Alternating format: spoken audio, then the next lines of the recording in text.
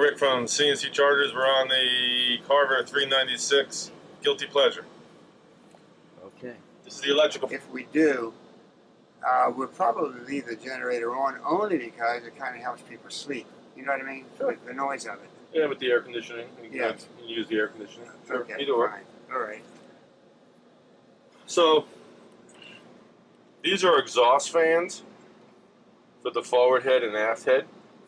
There's your water pressure again. Remember that, and there's your gauge. By the way, the exhaust fan was not working in there. That's Because the breaker wasn't on. Okay. So obviously the switch is on in the forward head because look at when I turn it on, the fan comes I on. got you. Okay. So, trim tabs, that's needed because you're going to go for a boat ride today. All right. And these are, your halon is on, so we'll leave that on. These are all your blowers. They can stay on because you can individually turn them on from the bridge or here. There's a DC outlet, you know, like a cigarette lighter up on the bridge, so if you want to use that, you can turn that on. There's a stereo up on the bridge. That stereo is for this one here. It's behind this door. In case you wanted to use the stereo. And we'll turn the horn on, so when you push the button, the horn goes off. Okay. So this is 12 volt basically, and again over here.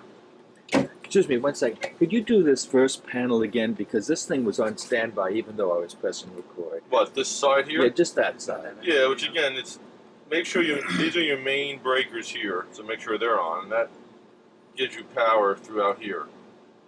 So you got all your exterior lights, aft, galley, salon, navigation lights, anchor light, because you would turn them on, and then there's individual switches up at the helm. Especially if you anchor out, you have that. I turned them off because they were on last night. Oh, were they really? Yeah. Yeah. Okay, good, good. The switch must have been hit or something like that. And those at the bottom you talked about. Or the as- DVD player.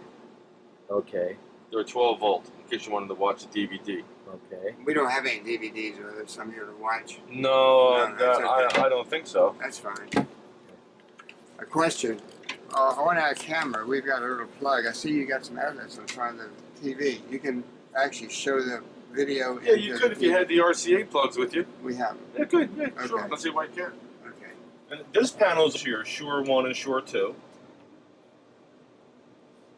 And of course, you got your galley receptacles, forward, exterior receptacles, the water heater's on, coffee maker, your battery chargers are on.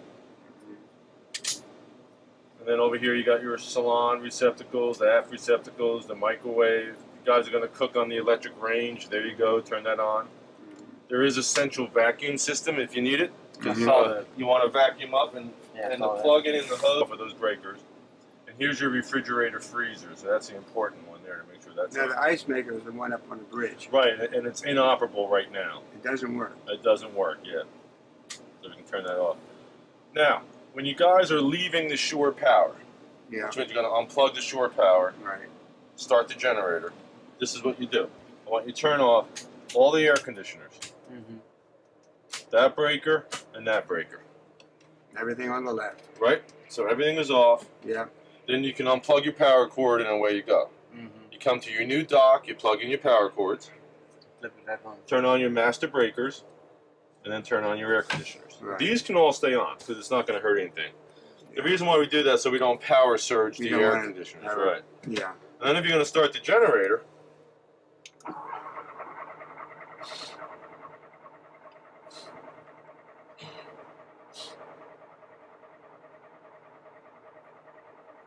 Is it gas? it'll start. Probably should have preheated it. That's what I was thinking. Although it's gas, but I should have preheated it. I figured it would start. Here it is. Okay, once the generator starts, The Lift this bottom up. ones are the generator. right, that's so you can't do both. And then just check your line. So you are getting power from the generator now. And then you can turn all the air conditioners back on. Right. So you didn't disconnect the power cord. You just went ahead and avoided the power cord. That's by right. going- And by- No, the power is off on the AC from the dock side because he Because you kept did them it off and there. flipped that up. That's right. Okay. Right. And that's so you can't have the dock in the generator. You have Right. 480 volts, man. You'd be frying Wasn't that way everything. the old days. They just, you plugged it in or didn't. And the same thing with the generator. When you're done, you turn off the air conditioners, turn off the master breaker, turn off the master breaker, And shut it down. stop the generator, and then plug in your power cords, right? And down. And turn that one back on. You just got to align the groove in this thing. Sometimes it wants to hit. There it goes. And then check your lines, and there you go. Is that labeled? I can't see from here. Is that labeled power cord or? Well, yeah, it's a Generator. Shore 1 generator, Shore 2 generator. Okay, gotcha. And that's the panel. Okay. Okay? Yep. Underneath here is one of the battery switches I saw that. for the accessories. And there's some more switches in the aft cabin too, which we'll get into that in a second. What's running? The air conditioners. These were turned off. Oh no, they're on. You put Yeah, them back on. I turn them back on. Gotcha. All right, let's go into this engine room. This should be fun. Okay. I'm gonna flip everything this way. Hold on. Okay, got it.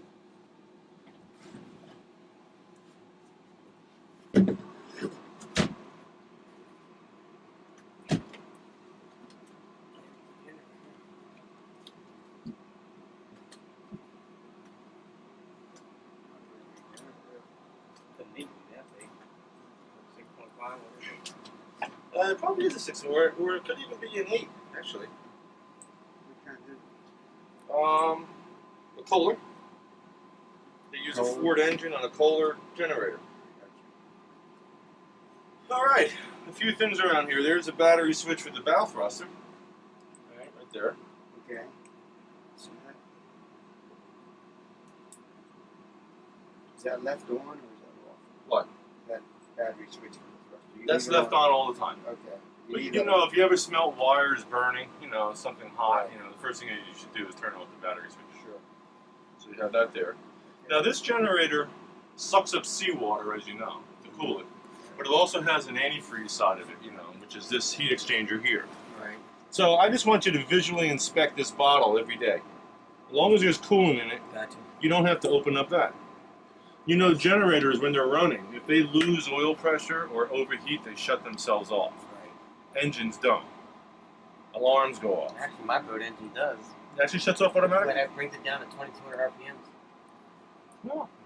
Okay, but normally they stay running.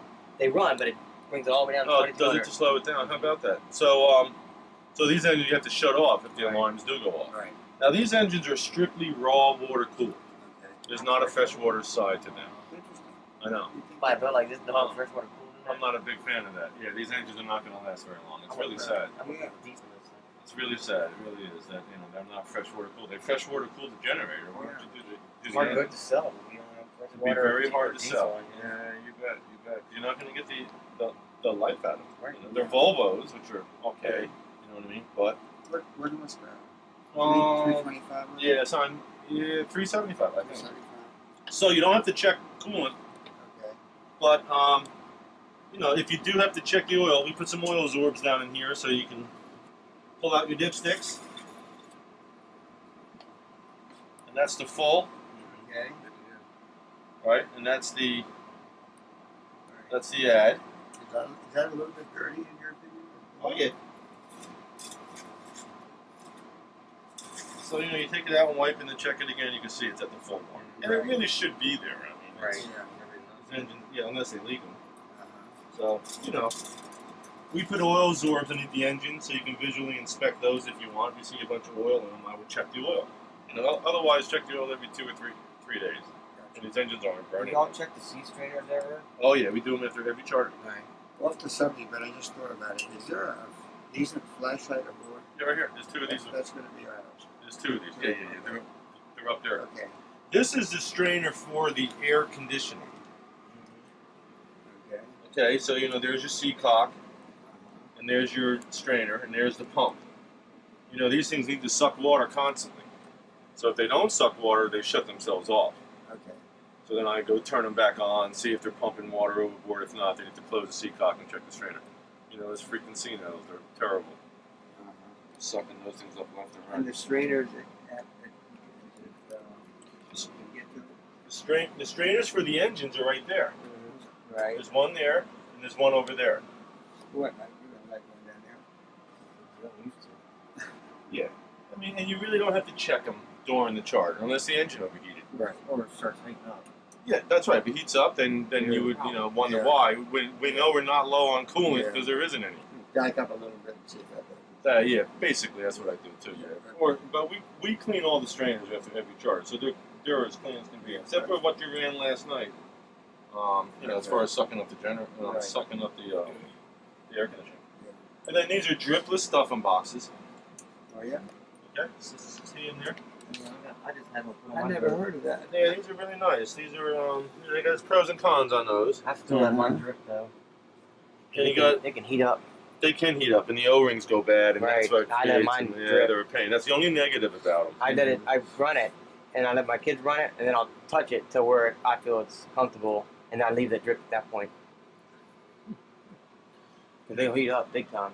There's your trash plaque and your oil plaque. If they get boarded by the Coast Guard, they want to see that stuff. The Okay. registration, the flares, the life jackets, and all that. And the oil plaque and the trash plaque, and that's all on that, again, on that list. Okay. So that's really it. Just do a visual inspection of the engine room every day. Make sure it's not a gas. Yep, make sure it's that. I run the blowers when I get to my destination to get the heat out of here. Right. Leave them off like a half hour to get the heat out. That's really Right. it. You Okay. definitely have to exhaust this on the start, and you know that with gas Yeah. engines. You put the blowers on the formula. But the blowers really help a lot to get the heat out of here, Okay. which is fairly important. Okay. Is there two blower switches or one? Well, there's one down here for the generator, Yeah. and then there's one up on the bridge. And we're going to go up on the bridge now. Okay. Go through the starting of the engines and turning on some of the electronics. And this lifts up, and this lifts up, and you have to move all this. I mean, we do that for winters.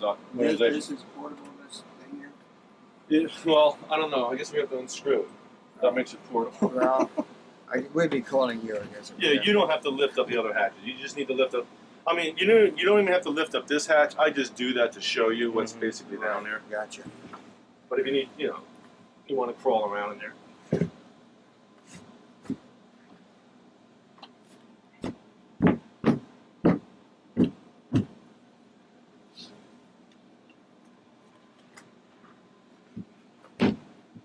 Has this boat been chartered before? Oh yeah, gosh A yes. number of times? Oh gosh yes. Well, since it wasn't on that list, I was questioning. Yeah, I thought no, maybe that- it was a new boat or something. Yeah. A charter. That's a mistake. That Lynn never changed that, which is Okay.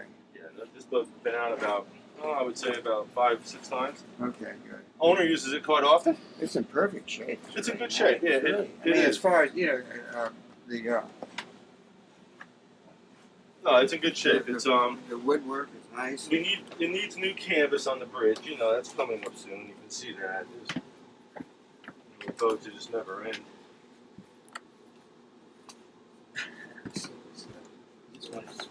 There's more switches. Oh, okay. Let me. So there's your engine battery switch, engine port battery switch, Okay. starboard engine battery switch. These are all pop-out breakers. Okay, What was that one for? that was for the automatic bilge pump float switch. And everything can really stay on here, basically. You know what I'm saying? These are pop-out breakers also. It goes from here to here. So for some reason the engine wouldn't start. That's a blown breaker right there. So you turn that back on by doing that. And these are all breakers down here. Windlass. That's already on. How do you know it's on? Because it's in. To take it off, you would pop it out. You would pull it out. Okay. Here's your forward head and aft head What's the other one? breakers. That's an oil changer. Yeah. So we normally don't. I don't want you pumping the oil out of the engine. I don't think that Don't will go over mess too well. with the oil changer. Do not mess with the oil changer. Okay? All right. So you have more breakers. Here's the blower switch for up here. Okay, so make sure that's on. These are bilge pumps. If you turn them on, They're going to keep running. that's right. But don't they have like an automatic float that will shut it off? That's right. Well, the float is separate. So the flow comes, the water comes on, the flow comes up, it turns on the pump. Right. But float switches sometimes go bad. Right. And if you open up the engine room and there's a float sticking straight Yeah, up and you have all this water, I want you to come up here and turn on your pumps. Naturally. Okay? So, Okay. so blowers are on. One switch for both blowers? Yes. Yeah, they There's turn only on one blowers. blower. Here's your nav lights, your anchor light. There's some courtesy lights around here. Yeah. Okay? That's your windlass. This turns the windlass on. Uh-huh. And this will bring it down. And this will bring it up. And of course we have it tied, so you can't Right. you know, drop it by mistake and all of a sudden wrap around your prop and beat the heck out of your hull. So you have to untie the line up there if you want to use the anchor. And we're going to get into that anchor a little bit more. Right. Okay. Alright, so you have your depth and your speeder. Notice the depth isn't on because the chart plotter has to be on. It's the depth is reading through the chart plotter. So you turn on the chart plotter.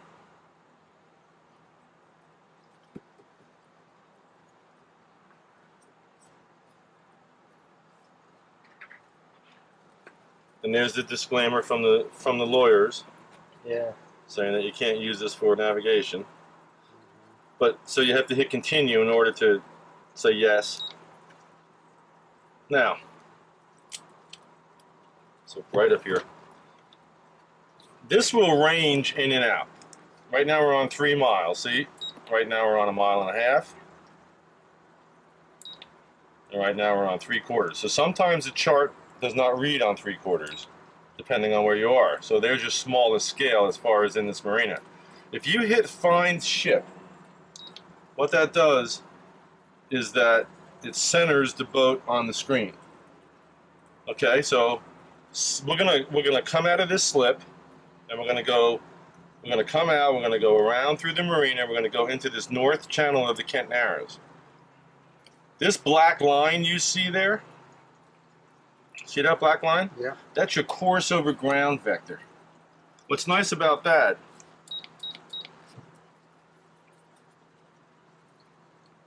if you were trying to go to Love Point right now, I mean, you can't see that mark once you get out of this channel. But if you were to steer the boat until this black line lands on that mark, Yeah. and you held it right there, you would hit that mark straight on. So this, Or land. this is a great thing, the course over ground vector. We'll mess with that more when we leave here. But what's nice also, if you move the cursor, this is the cursor button here. See, I'm going to move it to this mark. Mm-hmm. We're in the channel. That's right. and you know, if you move it to different marks, and you land right on the mark, it'll tell you what it is. See? It's number 3 buoy, port. Well, but what I like about that too, you can move this up to that mark because you want to go to that mark. Yeah. It'll give you what course to steer and how far away it is. So it'll tell you to steer 354 degrees and it's 4.01 miles away. And here's your speed over ground, here's your course over ground, and of course there's your depth. And you also have now the depth is back up there because the chart plotter is on. So you have really the depth in 2 spots, which is really the main nice. buttons you're really using on this thing is this and the range. And that's really it. I mean, there's so many other things, but I'm not going to get into it Just with do you. simple stuff. That's right. man. That's simple. When in doubt, hit find ship. It centers the cursor back to the ship. This boat will run. It'll run right off the screen. So you're saying, where the heck's the boat? Just hit find ship, and it'll center it on the screen. And you're going to range in and out. And Basically, if you screw it all up, then you just hit clear. clear. That's right. Gotcha. Okay. Well, I've got a very basic dumb question. When you set this course to, say, Same micro. right here, Right. You mean you what move? about following the channel to get there? I mean, Well, you have to do that, of course. I'm just saying. that just tells you how far it is if you went deep. That's right. straight If we were out in the open right still now, got to navigate the normal Then it would be old-fashioned accurate. way. yeah. Like, see, when we come out of this mark, out of this channel, I'm going to say, take me to the red 6. Right. So you're going to say, where the heck's the red 6? Well, how do you find the red 6 on that? Well, if you range out, you would probably be on the 6-mile range. And you see there's a red mark there, there's a green mark there. You would move this up. How do you move it up? with the Yeah, okay. And with then the you, cursor. And then what do you hit after you put it where you want? Well, that's the red 6 there, but someone has it set as a waypoint. So let me What does that do? Reset? no, that was just something for the waypoint. I'm going to erase that waypoint. Okay. So I said, take me to the red 6. Gotcha.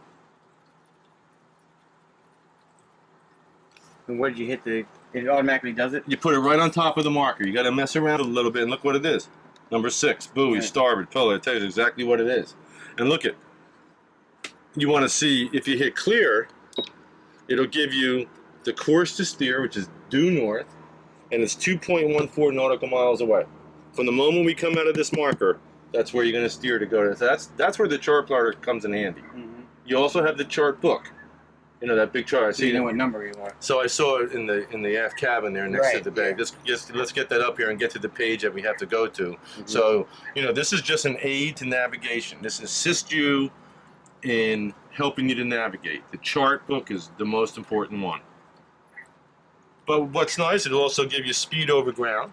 Because when you're in areas like Baltimore and Annapolis, St. Michael's, where it says 6 miles an hour, Mm-hmm. well, you make sure you stay below 6. Mm-hmm. So that's nice. It also gives you course over ground. And you'll see once we get out, it'll actually start reading better because right now we're not moving. Well, technically, wouldn't they tier the Coast Guard what your speed over water is if you're speeding rather than over ground? Or is that I don't know, but like I know in Baltimore, they sit behind some of the ships with a speed gun. do they? Oh, yeah. Yeah. From Fort McHenry into the inner harbor, which is 3 miles, The corner on. you have to do 6 knots. Yeah. So long as this SOG says below 6 knots, that's you are within the law then. Well, I have never seen one of these. I've never used one of these. I had no idea about. Well, they're it. such a great aid. Okay, You'll like it. Again, Okay, you're going once to we rely get on it. your charts and make sure Right. your charts are up here. Yeah. And then secondly, use this to help confirm. It's wonderful when you want to point it. And again, if you were to steer 0 degrees to go there, this black, granted there's land in front of us right now, but let's say if we were out in the open and we can go right to that mark, that black vector, that course over ground vector, if you were to steer the boat so that vector is right on that mark, you might not be able to see it with your eye, but after a while, if you know that line is on there, you're going to come to it. Right. So that is really nice, and especially when the marker's 10 miles away. Right. You got deep water between there, Mhm. and you want to go to that mark. That's where it really comes in Right. handy. VHF, you're familiar with VHF, right? Mm-hmm. 16 for hailing in distress. That's all we'd ever need. Right? 13 is for bridges, Oh, open the bridge. and marinas are on 09. Anybody in the marine-related business like me, you were to call me. Don't call me on 16 because we're not there anymore. We're now on 09. 9, 13, and 16. And 16. It's really all you need. Weather Well, channels. we're not going in on the bridges, are we? Well, we got the Kent Narrows drawbridge here that opens up on the hour and a half Do we hour, need especially that? Do today we if you're need that on going this south. boat? Yep. So, WX. Sunny skies, 78. Windy at 5 miles WX2 an is hour. one of the clearest, On so is waters. 6. Afternoon. 2 feet. Tuesday night. That's a computer Southwest lady. wind 10 to 15 degrees. And 2 is out At of Cove Baltimore. Point, the wind was 1 is southeast DC. at I don't 11 think we can knots. get it. Yeah, I didn't think we can. Keep 3 reading. is Salisbury. We can't get that either. Knots. So there At you go. Colchester, WX the is wind was weather. east at 4 knots. And you go back to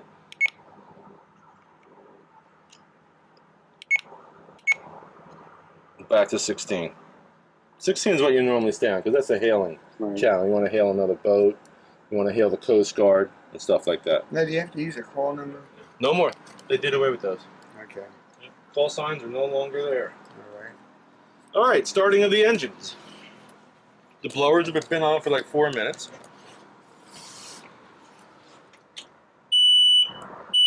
That's the alarm for overheating and low oil pressure. So if you hear that go off, look at your gauges. Yeah.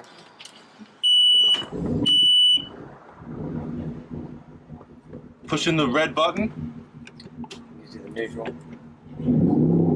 sort of excite the alternator.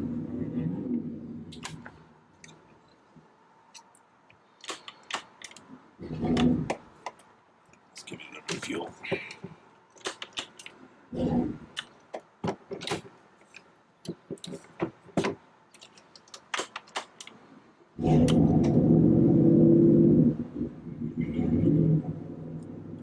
Start this one.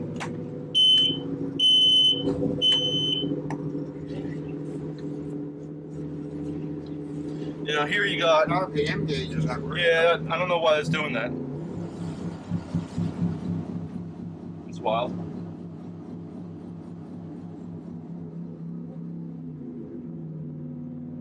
I don't know why it's doing this. Maybe it's not firing on a plug or two? I'm sure. No, I think it's. Here's your synchronizer here anyway. Right. Right, let's try it. Well, Okay. That, This is your rudder indicator. See where I'm moving the rudder? no. Where's the rudder? See right here. See I'm going all the way to starboard now? Where your finger is. Right. So now I'm going to bring it down to port. Okay. Okay. When you leave the slip, make sure your rudders are straight. Here's your thruster. I'm going to turn the thruster on. And of course, if you thrust to starboard, it'll stop, go to starboard. Well, it's pretty strong, isn't it? Yeah, it is. It has just one force, huh? No, it goes Reversal. port, it goes starboard or port. No, but I mean, it's always throwing the same amount of thrust. Yeah, you can't control it. Like Right. give it a little bit. No, Right. it's one way and that's it. Yeah. And it's good to use. What thrusters don't like is if you're in starboard, you quick go to port. You have to Right. give it like a few second Yeah. delay, Yeah. because if you quick go like that, it can sometimes, shut it down. There's like Right. a device in it that it says we can't do that. It'll shut down and then it'll come back on again. Well, now, like pulling out of this dock with the wind coming from that direction, if you didn't have the thrusters, you probably were going to end up back in a ways, wouldn't you? Well, it's, like again, I go but like. now you can just use the thrusters and just go That's against right. the wind. That's right. Okay. When I come out of here, let's say that piling is 12 o'clock. I want Yeah. to be on the 1 o'clock side of 12. Correct. I don't want to be facing that way because we can't go too far. That's But right. that's right. If you did, and you had no choice because the wind's blowing, so then you would back out. That's right. Yeah. That's right.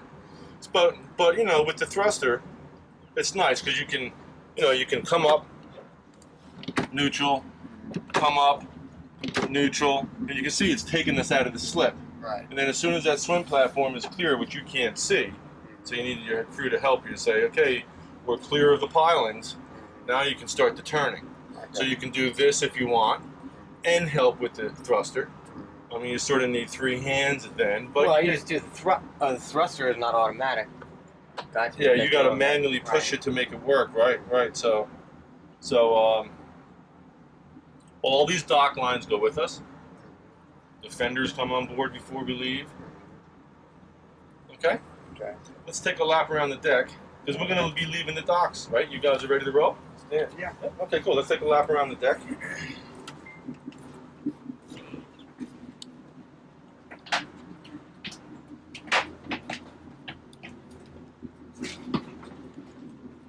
Waste. Gas. Say hi, boy. Waste and gas. That's the pump out Take for the the gas. half holding thing. I'm not too close to show my wrinkles. Okay, no, it doesn't.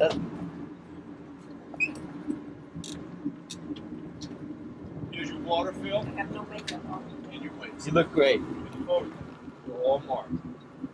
Okay, water and waste.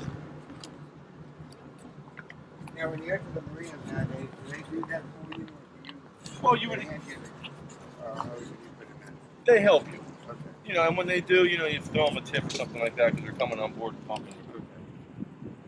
If you want to use the anchor, remember you have to untie it like I said. You also have foot pedals up here to operate this. Yep, those are foot pedals for up and down. But the breaker has to be on up at the bridge. Remember, there's a windlass switch. Right. So if that's on, you can do it by these buttons here. That's up and that's down. Okay. Or you can control it from the bridge, whichever is easier. Then on this side,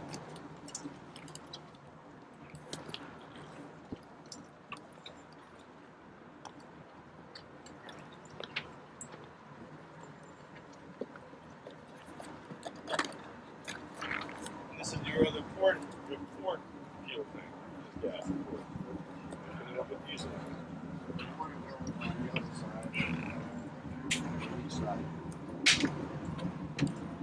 There's your deck plate tool.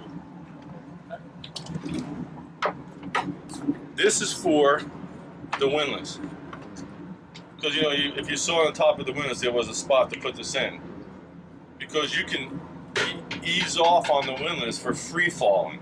Right. However, when you go to bring the windlass up, it's so loose, it won't bring it up. So you have to make sure it's tight. It's tight now. Right. I don't know why you probably wouldn't use the free fall. You would just put the anchor out by the out button or the down button. Right. You follow me with that? Yeah. But for some reason, you're trying to bring the anchor in, and it's slipping. Go up there, put this in, and tighten that gypsy down. Right. Basically, is what you're doing. Okay. That's what this winch handle's for. All right. And again, on windlasses, the windlass doesn't bring the boat to the anchor. You know, that's when you're going to start overloading it, Right. and that big red button would pop out because that's like a breaker for it. Right. You motor up Straight the up. anchor line. Yeah, you motor with the engines. And that's all the anchor windlass does is retrieve it on board. It doesn't bring the boat to the anchor, Right. especially if it's windy. Yeah. You know, the windlass motors can't take that, all Yeah. that amperage, you know, So so... you've got to be over it to break it, right? Yeah, but that's fine. Yeah, the boat does that, right? You stop it, went straight down, let the boat break it out, and then go to neutral, and then Yeah. let the windlass come up, bring it up, right? The hose goes with us. That's your hose. And so does the power cords. So are you going to run the generators? Generator? There's only one. I guess. I don't know. It's I up to think you all. it's such a nice day. Whether we could leave the windows open today. That would make sense, yeah. It doesn't make sense to today. That's right. Yeah. Right. If it was hot and humid, different story. Correct. Yeah. So let's turn off. 99 degrees. Let's turn off the air conditioners and the master breakers, and then we can unplug and put the cord away. The refrigerator breaker's on the 12-volt side. You don't want your food going bad, so make sure that's on, which I think it is. And that's it. So if we're ready to leave the dock, let's go ahead and do the what I call the electric panel dance. So undo the air, turn off the air conditioner and master breakers. No, the generator's off.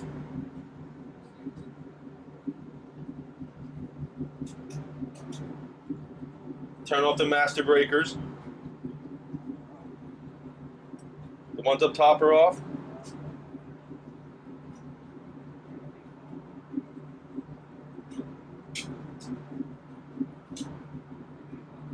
Good. And leave them off because you're not gonna run the generator, right? So leave them off. And, well, that's if you're gonna start the generator. Yeah, yeah. Right. So then when you plug into your next dock, are you gonna dock St. Michael's tonight? Then just turn everything back on, right?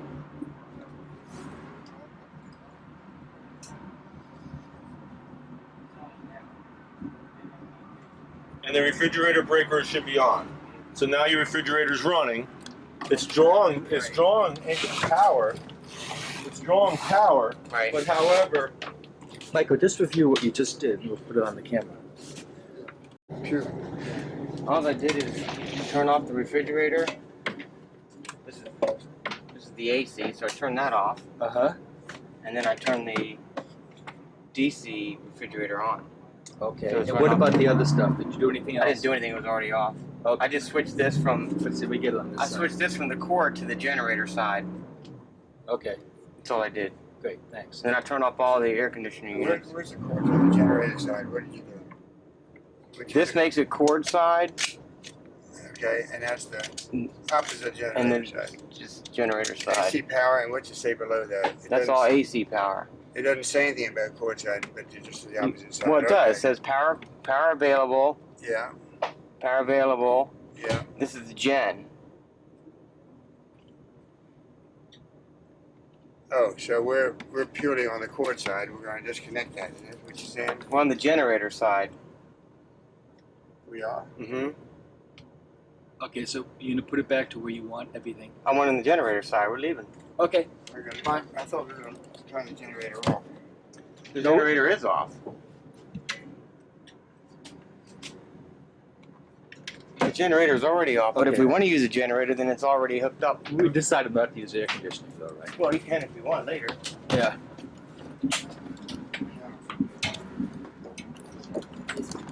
that'll get caught on the piling if we don't get that out of the way.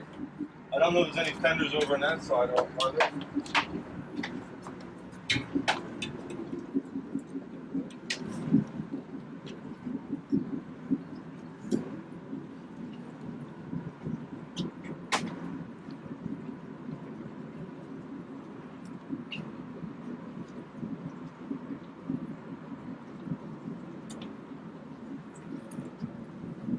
Better down here.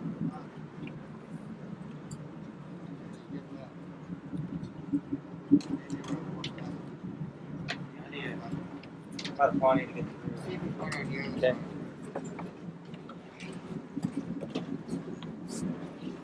That's all you do is bring them all over. I probably did. These things are so huge. And they weigh such a ton. It's like hanging in the water. Okay.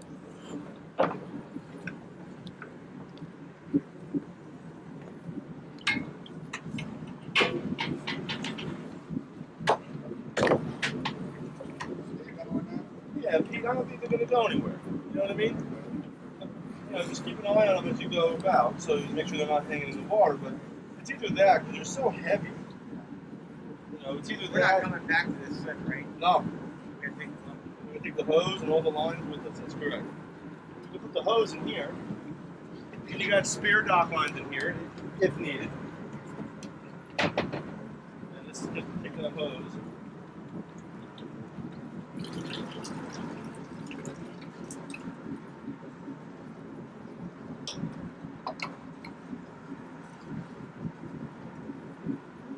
Splinters under your fingernails. Me too. So many.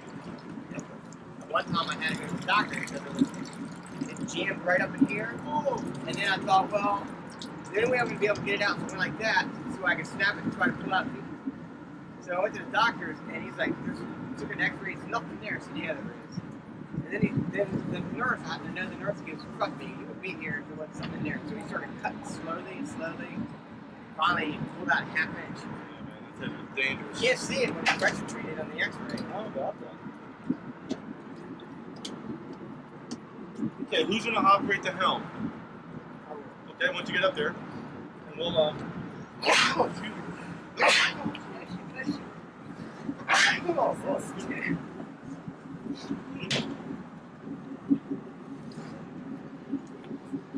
ready to roll? Now, let's see, we got the fender over there, okay?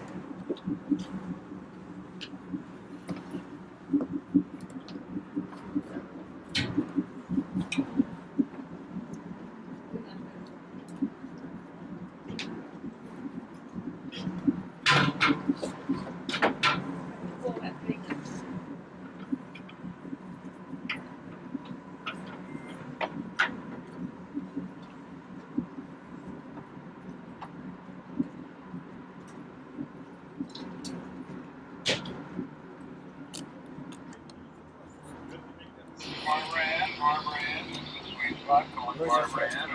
Okay.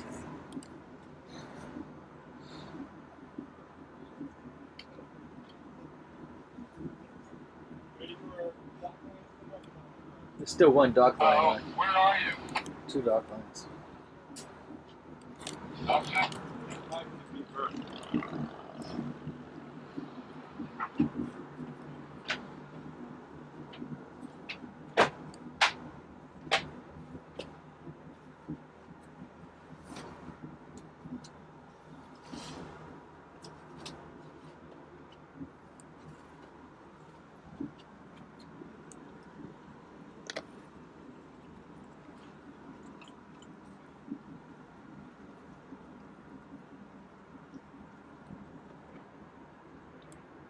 Yeah, don't be afraid to lay on it. It doesn't like those little squirts. There you go, just like that.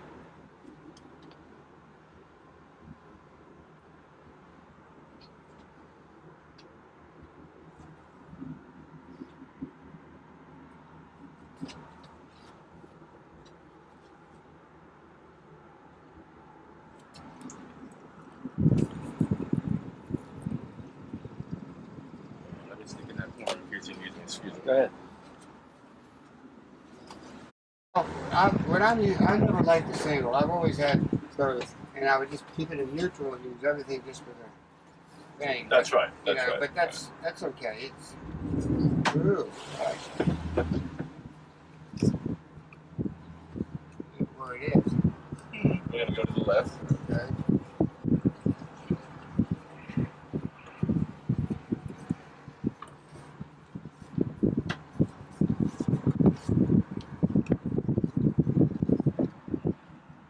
This one stalled out. Huh? Which one did? That one. No, they're both running. There you go. You got it. I don't know how deep. Oh, it's. Let me see something here. No, you got it. Okay. Yeah.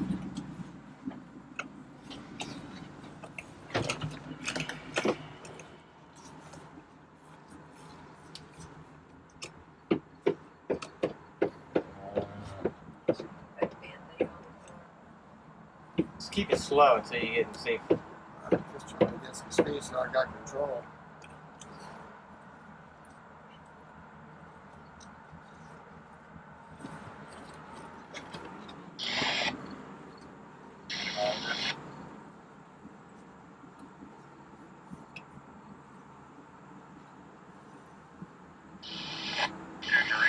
Just a little harder.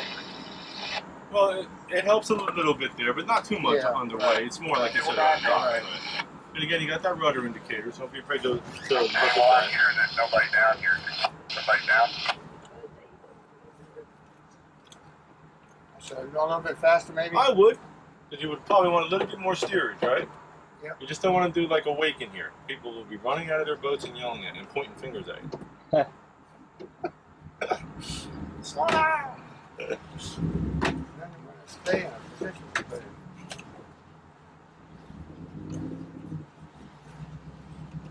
Barbara Ann. This is Vessel Lorelei, over.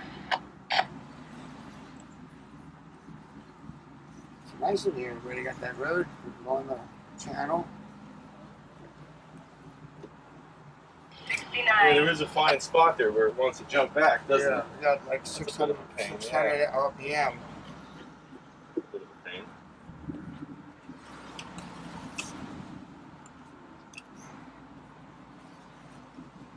Yeah, there is a spot there where it wants to fall back down, isn't it? Yeah. It's a bit of a pain. Well, it's Well, just a matter of usually- getting, once you get usually they used have to a- it, you know. You usually have a little thing you can turn. Like to tighten it. Yeah, I don't see You it have on it? this I one. don't see it. So when They're we great go for in, that. does it say CDOC on the, when you come in? Oh, no, we're not going back to that dock. Yeah, we're not going back to that. So if you guys, Oh, we're going to the gas dock. yeah, that's right. We're gonna go out that north channel, right? Okay. And then we're gonna go pick up that, take me to that number 6.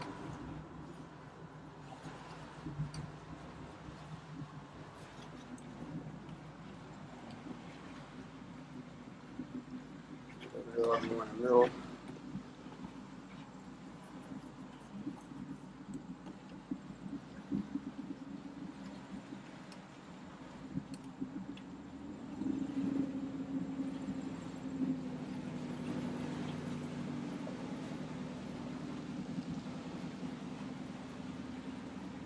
You got the right one on 12 and the left one on 8.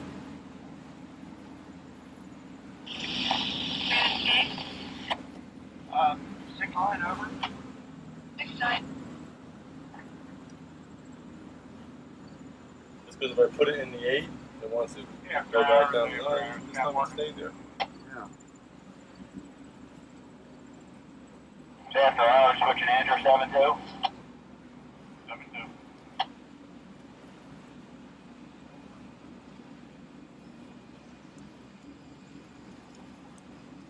That kid was smart. He get a rope. Tally ho, this is standard time.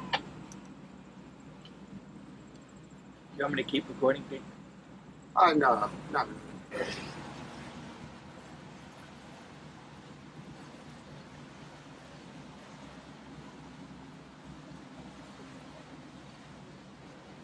His names are on.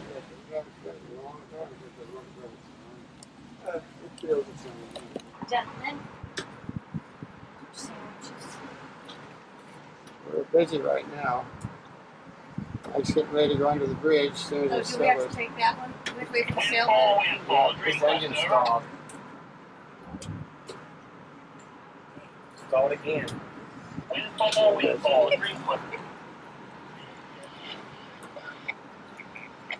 Look, here comes another boat. I know, we're right to them. And they already lined us up.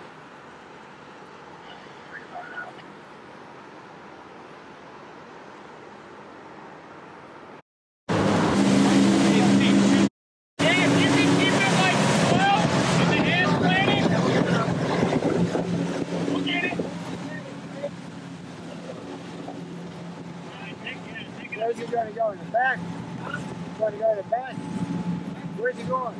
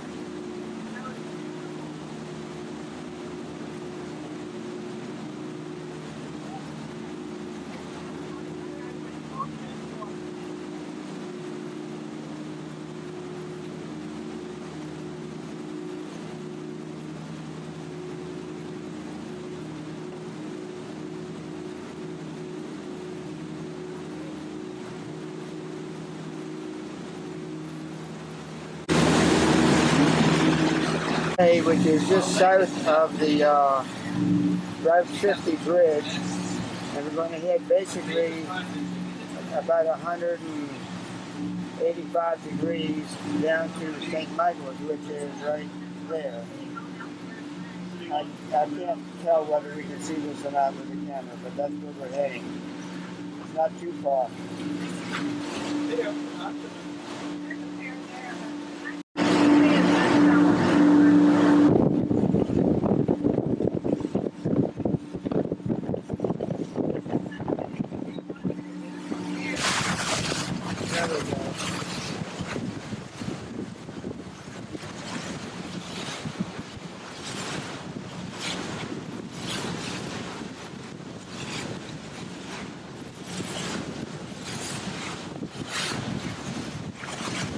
We are approaching St. Michael's, little sailboat in front of us, and that's the lighthouse. And hopefully the harbor is here towards the left.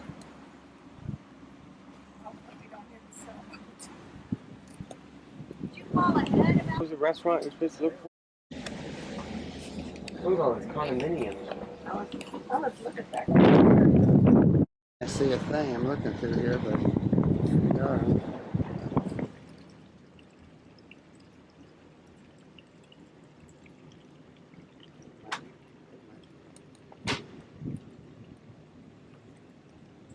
Hey, Mike.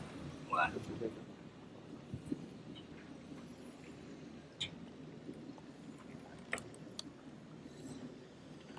they're our lines, aren't they, Mike? Yep.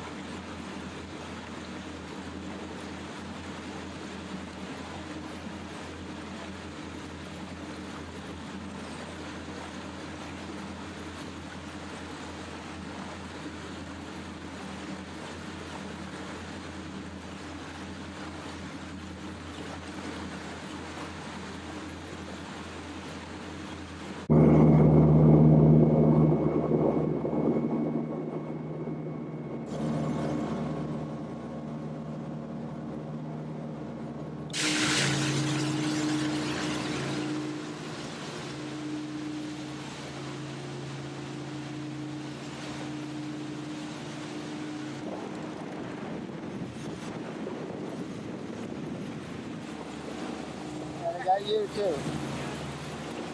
I'm gonna get you.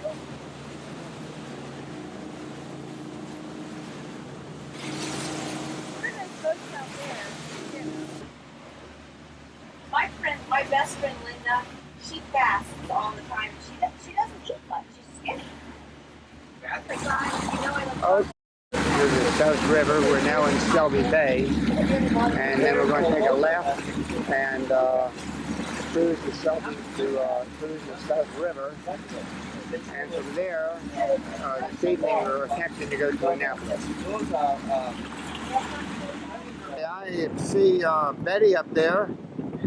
She's the captain's mate, and there's the Captain Brian. I can't see Brian. He's got to stick his head out a little bit more. Hello. Well, he doesn't come through too clear, but he is there.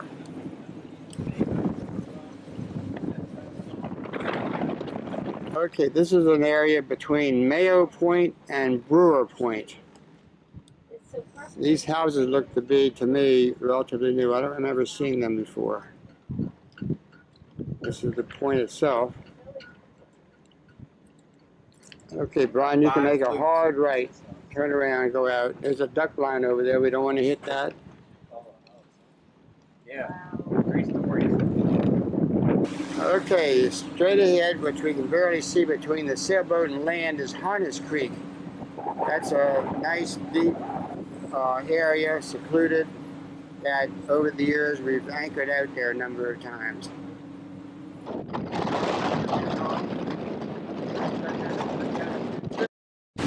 This is all at the entrance of Glebe Creek, where we used to have a beach cottage. We won't be able to go all the way in because the water is too shallow. This area over here is where the Zevas had a beach cottage, and I know at least once we spent the night there.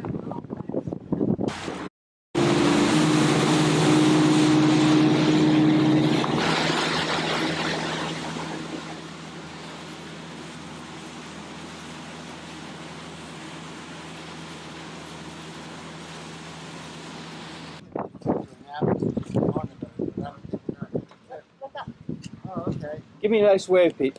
Smile. Hey, nice, nice. Back of the boat. You know what? I'll take that picture too. What are we doing? Obesity. What do you got for that? Can you hear me on the food? We are eating That crabs. is. And to Those are the crabs. You said obesity. How about that? Yeah. Take a look. There you go. What do you want to know about nutrition? Ask the man. Tell us the most important one, Michael. All of the above. Thank you. Here it is. Beer. That's the most important one. Zero Adam clears everything up. We're good timing, baby. Okay, we're anchoring Harness Creek, That's what? and the boat is swinging. Cabbies. The wind is having it swing. He said sticks to your teeth.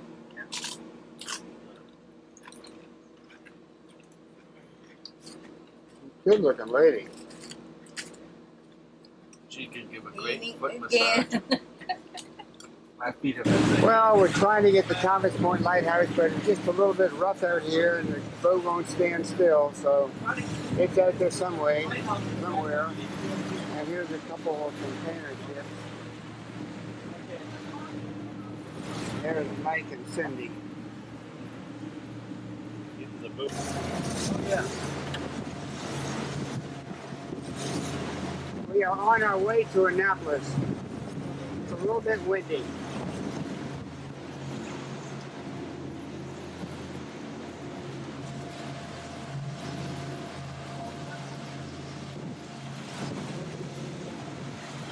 Okay, got that one. Okay, good.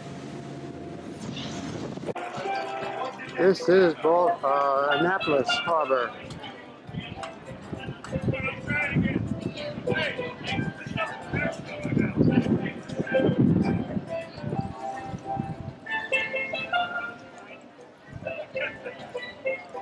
In discussing the menu of the Peter Schwenk Grand Tour of the Upper Chesapeake, we started off with pork baby back ribs, which were flavored with two different kinds of sauce. One, my homemade teriyaki sauce, which is heavy with fresh ginger, and also Oriental aso sauce, which has its own delectable qualities. And that was served with a salad with a balsamic vinaigrette. And then we have had the piece de resistance, lamb chops, kidney lamb chops, which Brian called T-bone lamb chops, that would have been lovingly marinated in garlic, olive oil, salt, pepper, oregano, and onion. And that flavor was allowed to suffuse the lamb for 2 days, and then they were lovingly grilled by Chef Brian. And that was served with a yogurt dressing, tomatoes in a balsamic vinaigrette with Bermuda onions and greens, and with tabbouleh to round out the Greek theme of the evening. Now we also have in our larder a wonderfully ripe pineapple, which we are going to grill and then put into a sauce of reduced apple juice flavored with just a pinch of clove, which you wouldn't have recognized if I didn't say it. And that will be served with a tenderloin of pork and a rice dish, along with the salad. Then our final meal, we have brought on board a complete filet mignon, and that will be served with a balsamic reduction, and probably macaroni and cheese, along with salad. And by that time, we might even provide a dessert.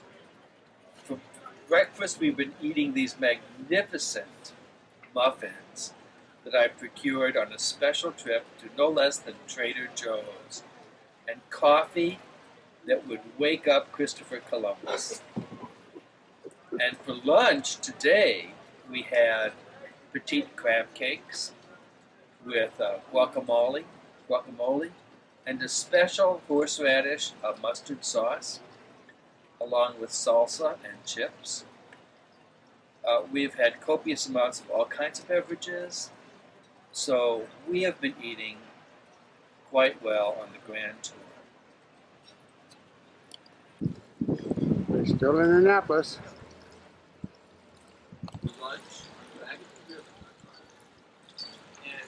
This is the Marriott where Sean works. There's the captain, Michael August Schwank. Yep, this is my quarters right here. You got it. Love this labyrinth.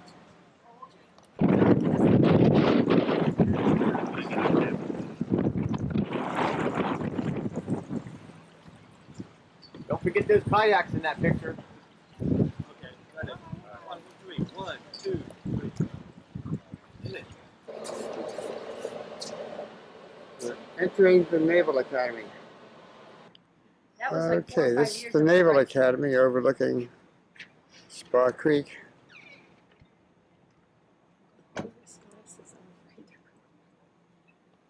And our boat is back here behind these trees someplace. This is a view from the front of the main chapel.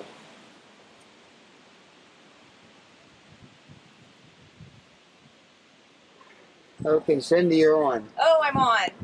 We're in Annapolis, Maryland. This is my 3rd day out on a cruise. This morning I started out by going to Mass at St. Mary's Church. And I can show you the steeple. Can you show the steeple for St. Mary's Church? That's it. The church was built in the 1850s, has a lot of history. It hasn't been remodeled or made modernized. They still have the old communion rail and beautiful statues, and it's breathtakingly beautiful inside. The ceiling is blue with gold stars all over it. And historically, my grandparents used to take my father there once in a while when they had a cottage. And I had pre-Cana classes there when I was preparing to marry Tom. So that was my first introduction to the church. One of my favorite features actually is the Adoration Chapel, which is under the high altar.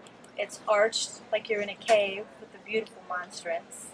But it was a lovely way to start out the day before we went to the Naval Academy. Anyway, that's my story for this morning. I'm sticking with it. Hey. I'll hand down to you. Hi, Sue. Hi. There's. I got a perfect picture of you.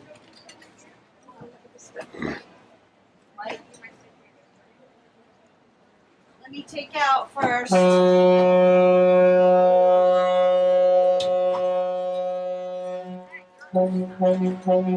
there a big boat there? I don't know if Susie, Yeah, if somebody big wanted to boat borrow that Is blanket there a or big not. It boat stays there? at Linda's house.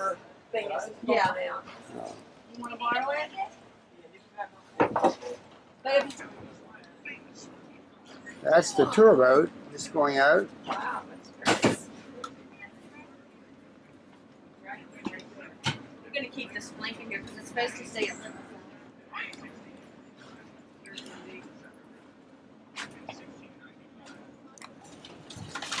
This is ice. This is ice also. Susie and Jeff have arrived. Like a regular refrigerator? Yes, yeah. With homemade I'll crab put that, soup. I think. Well, this has some stuff really small. What is it, Sue?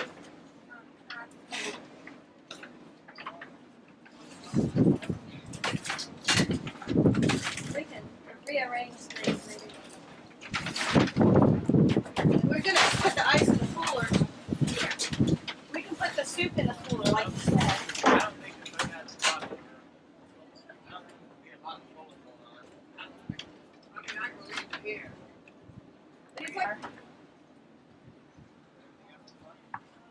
Yeah, there must be a lot of people on vacation. I'm telling you, I guess the time I was before I even got on West Street from Whole Foods, it was bumper to bumper. There you go. It was packed. Got it? Yes, I understand. And then I can see Napa's going by. Naval Academy. Maybe we should undo the zipper on the side or it'd be too windy. You could take your butt and stick these fouls enough.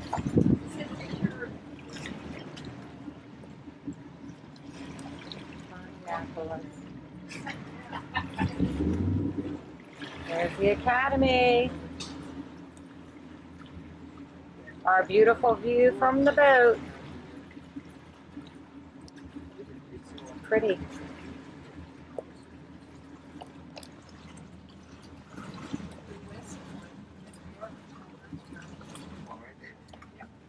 We'd like to go skiing in Colorado with both break our legs. What? No, thank you. I'll give that up. I'm too old. Give pass. Friends.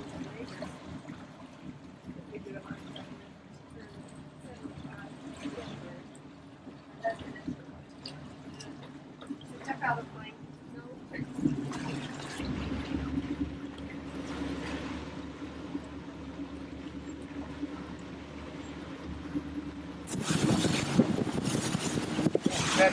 Try it on.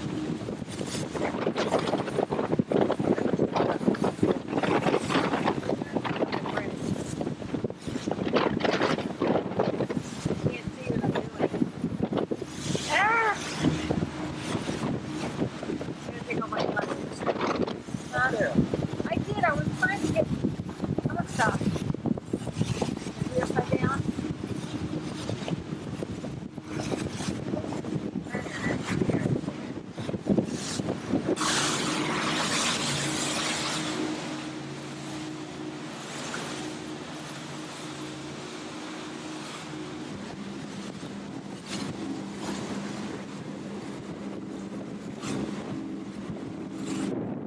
Yeah. Is that the bridge that we crossed on the bridge?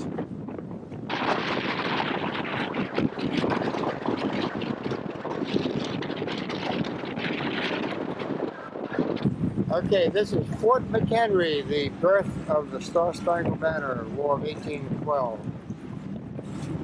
We hope to see a fireworks display tomorrow night.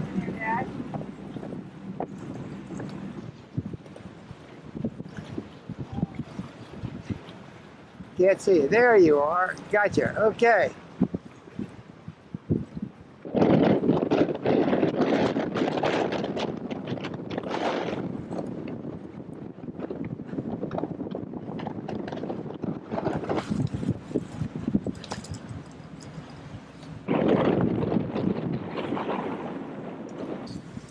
Yeah, Mike and I are saying that we hadn't realized that there were so many marinas around Baltimore. It's nothing but boat after boat after boat. These are all privately owned marinas, I'm sure.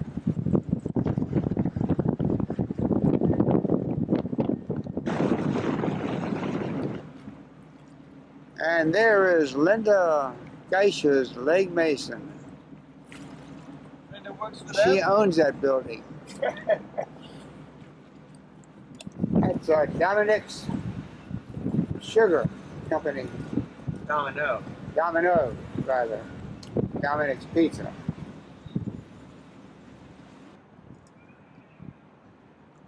We're heading into where that number 4 is by that boat. If you take a right, that's where the Inner Harbor Marina is located. It's all new since the last time I've been here. It's been 15 years for me.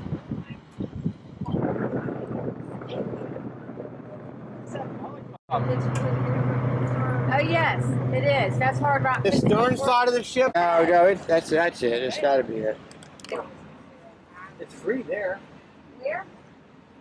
That's the vessel, Lady Maryland. I wonder if he can do this. No, you do it perfect. This way. Towards the, yeah. Turn I it. want to put some lines out on your cleat so you can throw me something. Hey, help him out, Mike. What does he want? What do you want? It's our boat.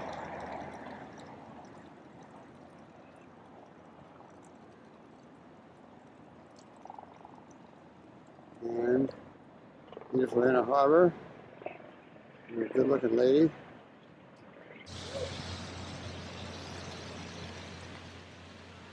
This is the popular Phillips seafood restaurant. This is the Constellation.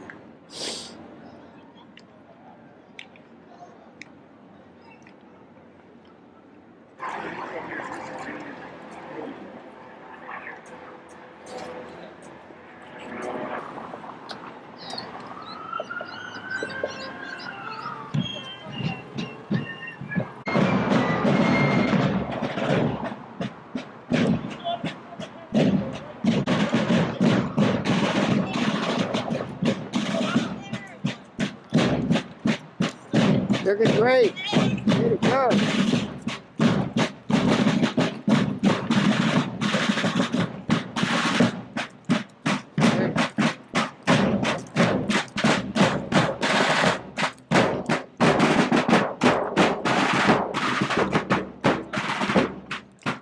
And someone push the button. Mark on! Come on! Mark!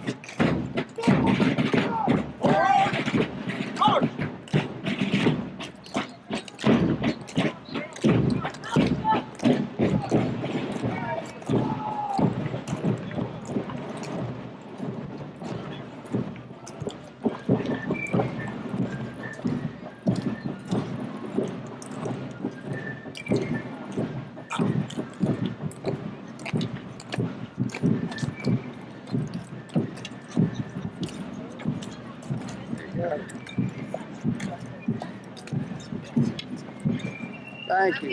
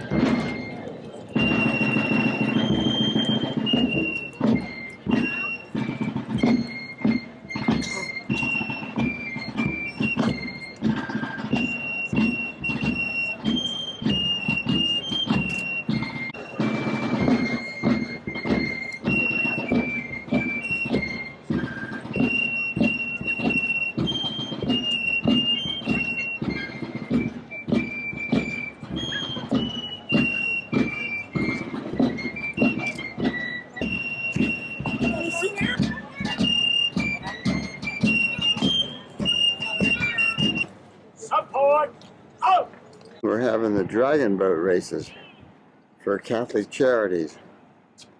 And they're all the way across the harbor, so I can't see them without zooming, which is what we're doing. And we're getting shakier and shakier, but there they are. You're back. Yep. All clean. Ready to go. Here's my insurance policy that's leading me to don't know exactly what's going on here. Teams are coming in. These are teams for the dragon boat races, huh? That's quite an operation. That's the girl. Mary, let me down. And the first race of the day is kicking off.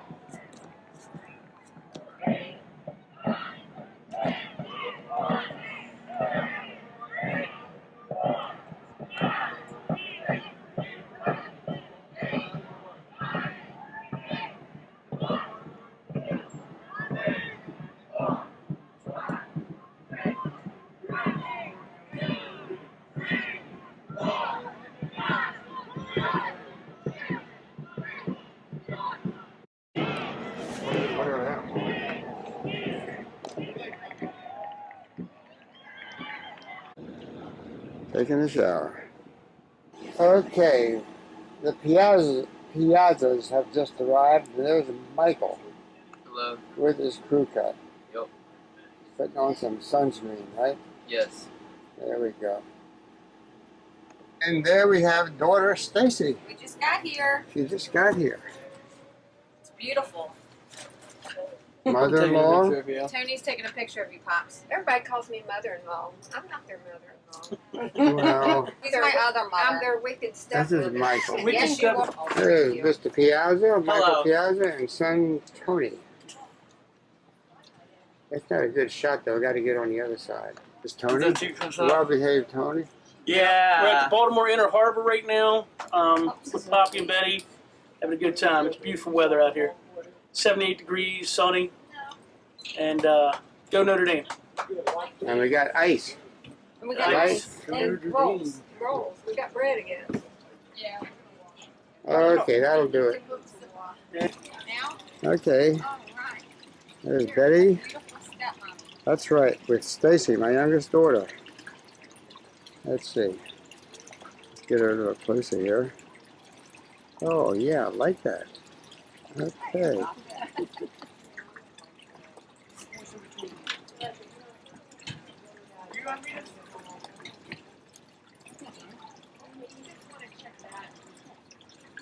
Now this is a Russian submarine. Way down there. That's it. Installation. It was used in the Civil War by the Union troops. I know that's not on that.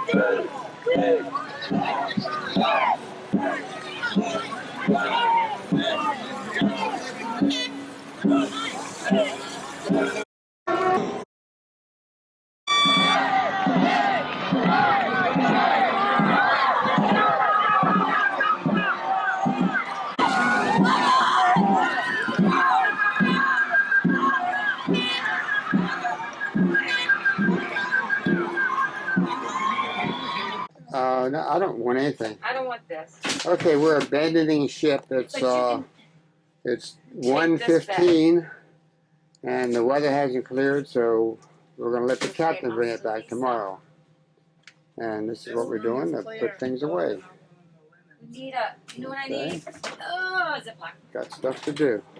Stuff. More stuff to do. Okay. I think I'll just, well, I think I'm going to just take it and throw it in my briefcase. I think you're going to have to. Condition, and this is why we're leaving by car.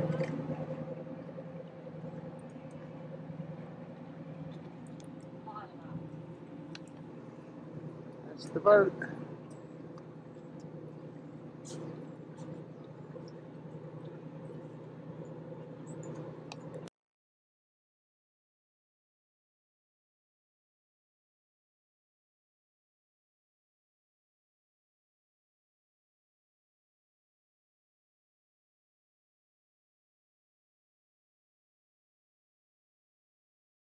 Now we're taking a couple of practice ones first. The battery's about to go dead.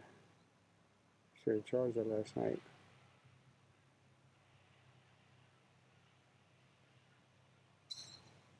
Oh, no practice swing. See? What do you know, Newt?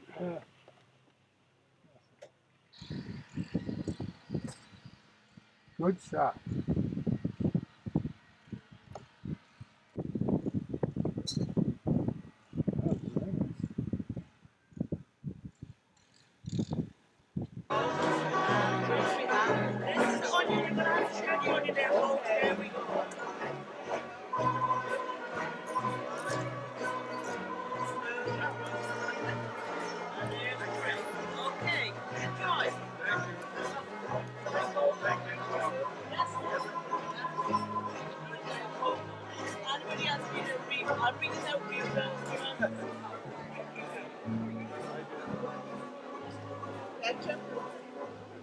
On your way home, you're on your way somewhere. Yeah. Very proud. That is, that was pretty impressive. I mean, they're probably single-handedly responsible for, you know, the city of Sarasota and what, you know, what it is today.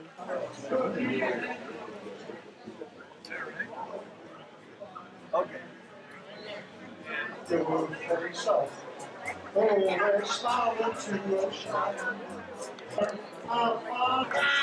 old Uncle Bill's got a still on the hill, bourbon's on the gallon or two. But the birds in the sky, it's a busy they keep flying from the strand that triple Mountain Dew.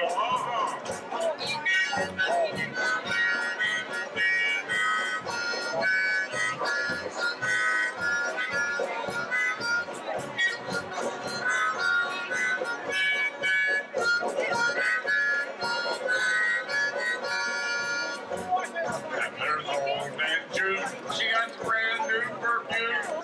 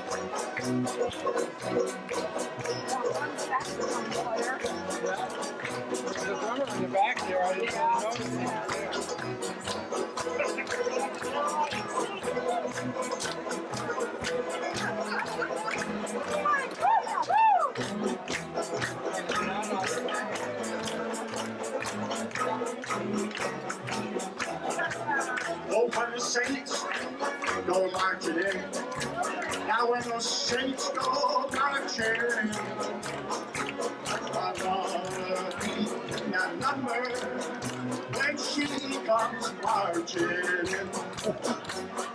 Mama don't allow no banjo playing here. Mama don't allow no banjo playing here. But we don't care what Mama don't allow. Play our banjos anyhow. Mama don't allow no banjo playing here. Play it loud.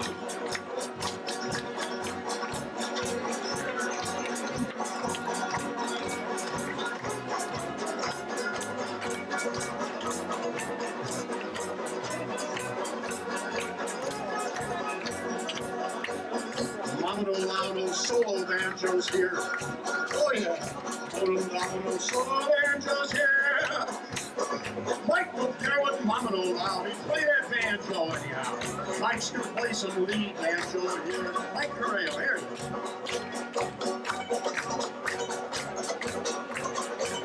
Watch his fingers, folks. They never leave his hand. Yeah.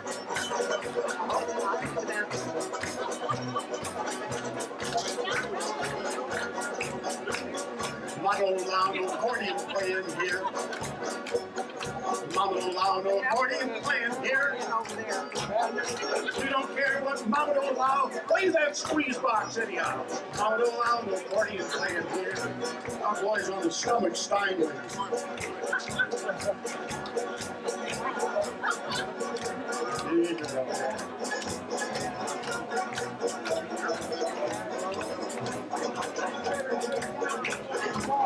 Now it's your turn. I'm no hand clapping here.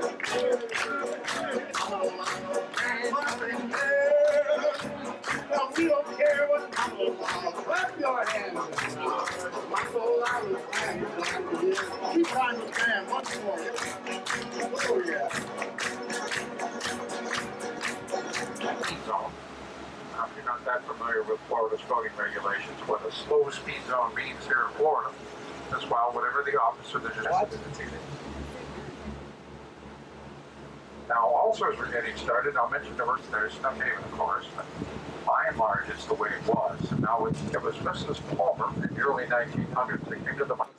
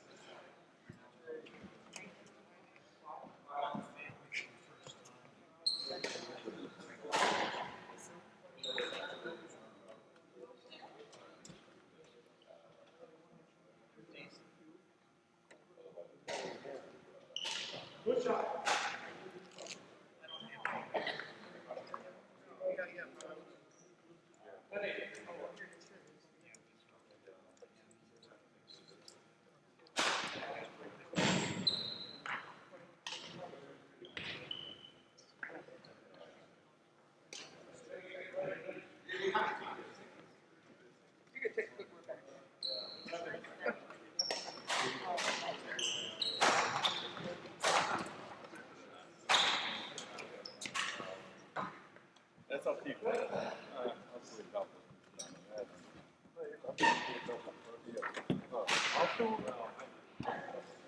You know what? Wasn't. I didn't have it. I'd like to know how they are, maybe. I didn't get them. I got the girl.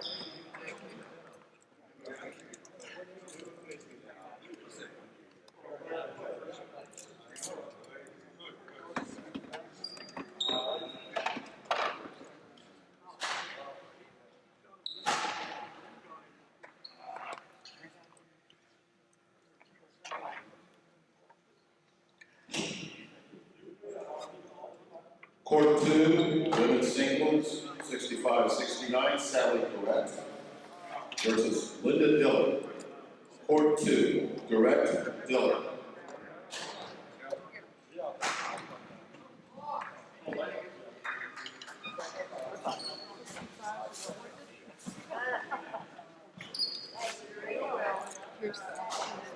Shoot, this is. I wonder what it is.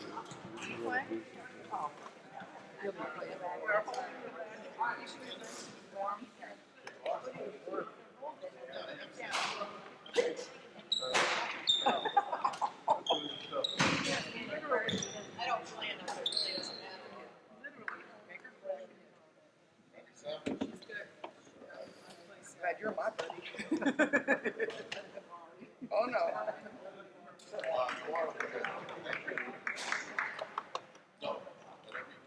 How'd you guys do? Took both? Sorry? He did the same, 10 and 9. Hey, Bruce. Yeah. I didn't get you on the camera. I was taken and I didn't have it on record. So you're playing again. No, that's it. Oh, I might play an exhibition probably against the okay. 60-65 or the 50-55 or all of them. Good. Okay. But don't take it when he's playing against me. Huh? I told him not to do it when he's playing against me. He's Hey, Betty. How did your shuffleboard go? He won. I Terrible. didn't do anything. I didn't win. I didn't win either. You didn't win? You No. did. You I came came in in fifth. fifth out of 6 people. But the first guy, I was beating him for the last frame, and I got in the kitchen, and he beat me. But he ended up winning it. Oh, the whole thing? Yeah. Oh. So I come close. Was it, wasn't double elimination, it was single elimination, so once you lost to him, you were out, or? No, he played a consolation. No, I was out because they had, for some reason, they had 6 players, and they only had 2 buys. 2 buys. Oh, yeah, because they have to work with 8. 8, 16. Yeah, 2. So that I wasn't a buy, so. Wait a minute. I'd have to It was think kind of It's screwy. been a long time since I set up tournaments. Yeah. I It was used fun, to be pretty good at that. I enjoyed that. I enjoyed playing.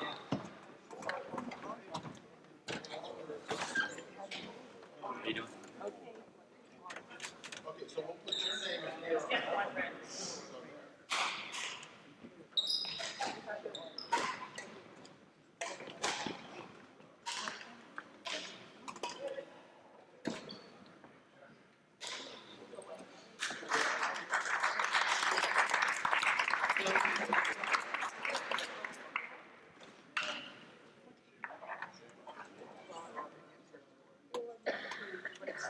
Are they playing over here or just warming up? This must be an exhibition game. She sure looks like Sally, doesn't she? Men's singles 70-74, Tom Lee, Francis Warfel. Lee, Warfel, court 3, men's singles 70-74.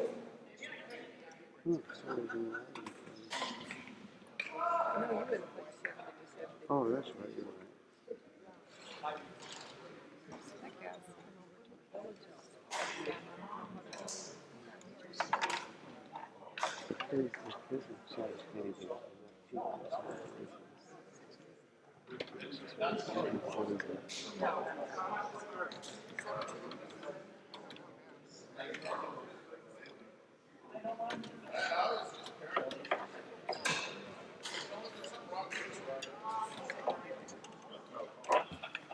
That's the one that they gave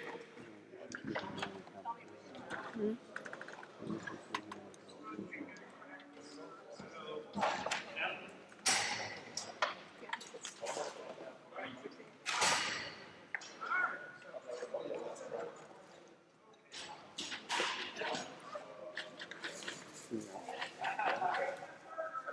He's a photographer. Last year,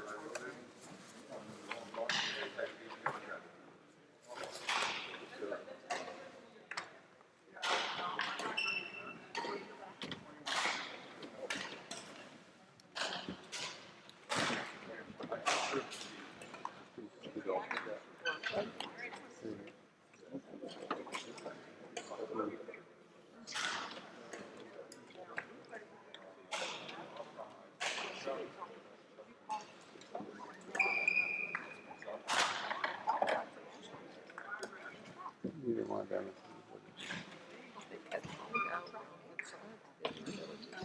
He was from the villages, but he's been up there practicing.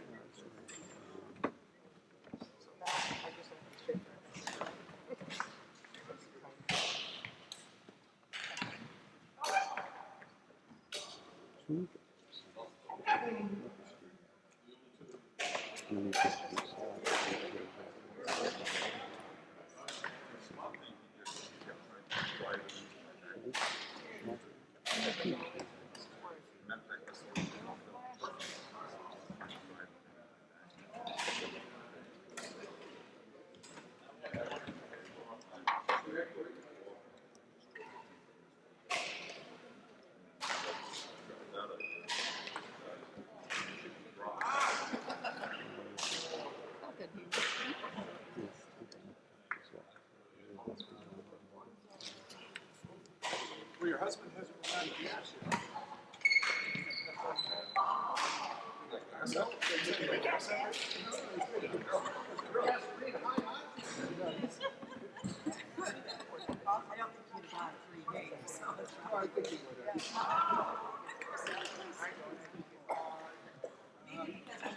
Yeah, I always play that. Court 1, women's singles 70-74, Shirley Goodwin, Ruth Paul. Court 1, women's singles 70-74, Goodwin, Paul.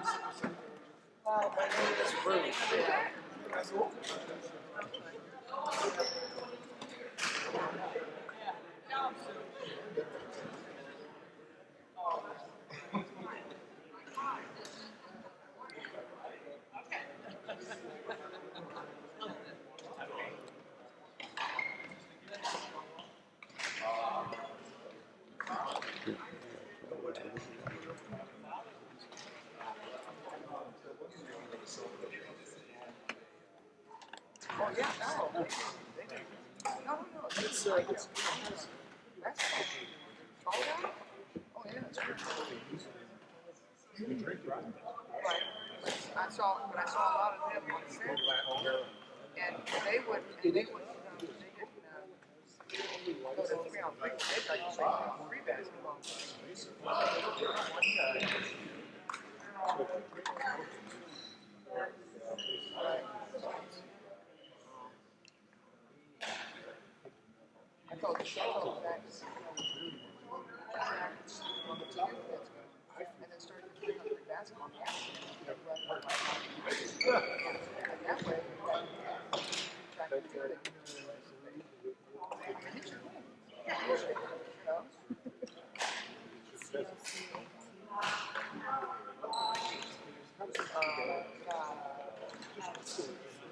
the night.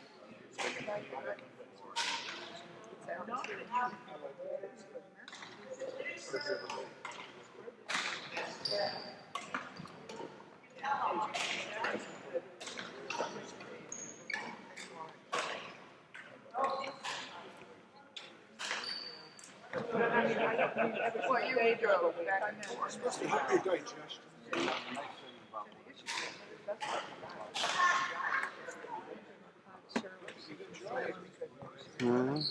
Service high, sure. She's gonna slam it Every 50. No, over 60. If there's smaller numbers, we're after them because they never had a chance. And so the 50-year-olds are the ones coming in who are more specialized. And then the 50s will two things, whereas over 60s, they wouldn't have been in high school.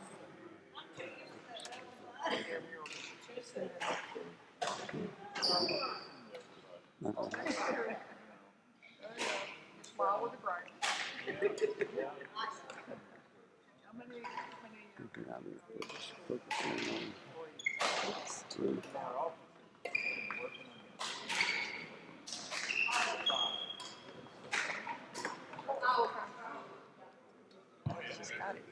Is it okay? No. No other guys playing.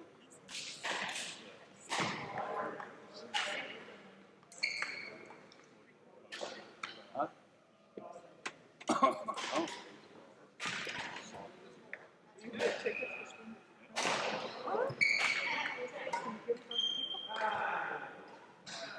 My name's Julie. I'll put my basketball on.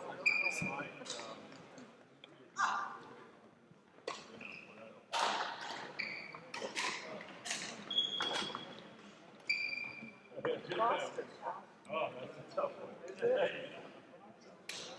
Okay, so give me an expo.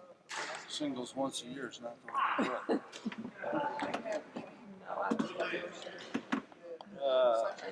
First night of one more. You did well out there, though. You got warmed up, literally, physically. No, just wide.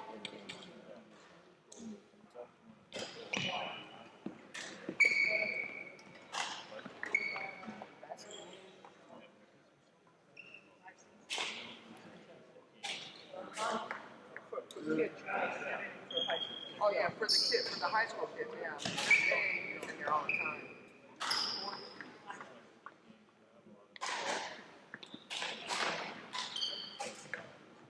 Right, that's funny. Those are the ones you should be promoting or pushing. Right. Your basketball, all the time. Hey, Bob.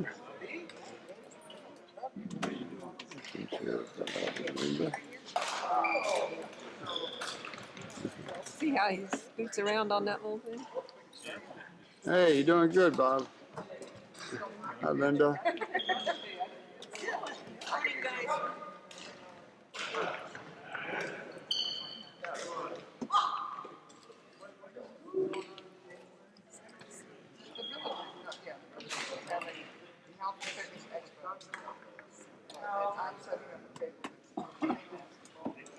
What's the distinction between, what's the one court down there? I think Practice. it's a warm-up quarters. I mean, warm up. Oh, I know. Yeah. Are you putting the table in? Oh, that's good. Hi, Nancy. Good.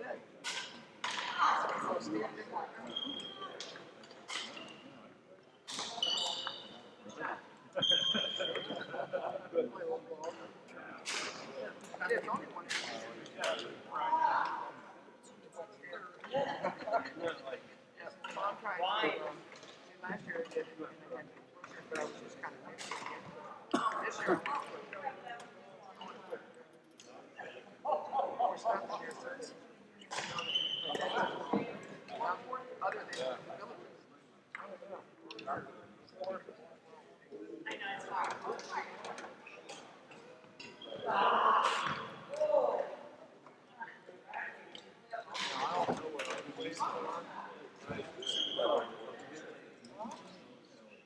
Okay. Okay. Then if you've got something you can bring down and put on the table. Do you know the date? It's I think it's late January. Next 2 weeks.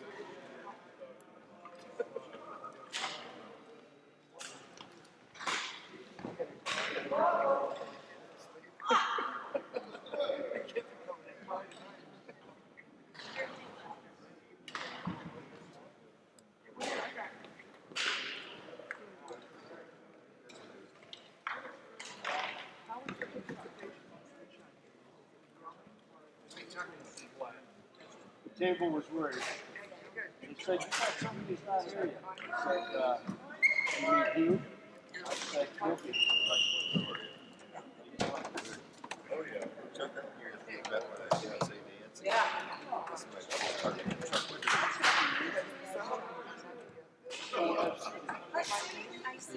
I do. The gas prices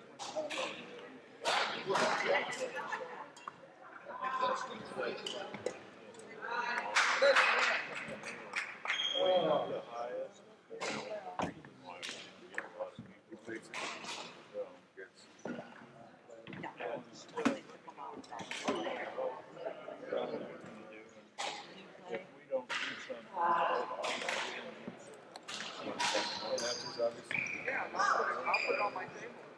Got all that printed down.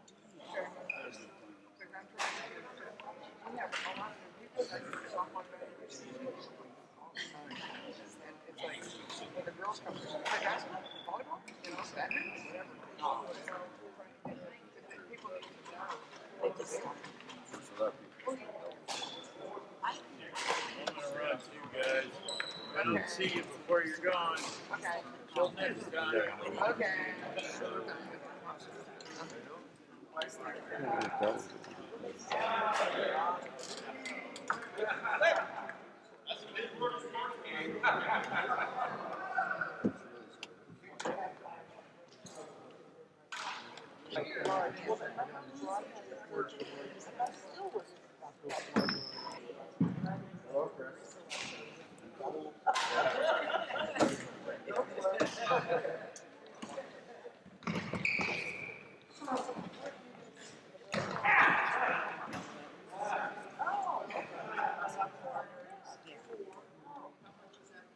So what did you do? Oh. Because you had problems. Hopefully it matters.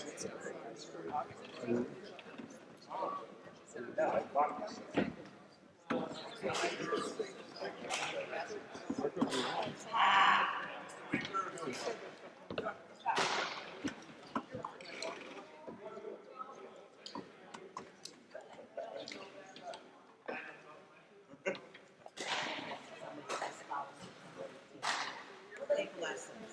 Take lessons. It is not. It's not.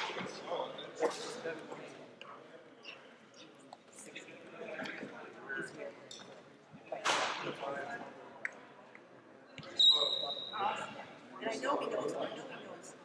He's telling me that right. Got Shirley. But I'm a fairly good golfer too. Crazy. I can't find it. For him to tell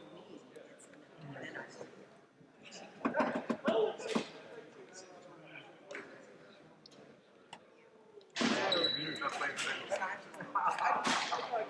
That's all right.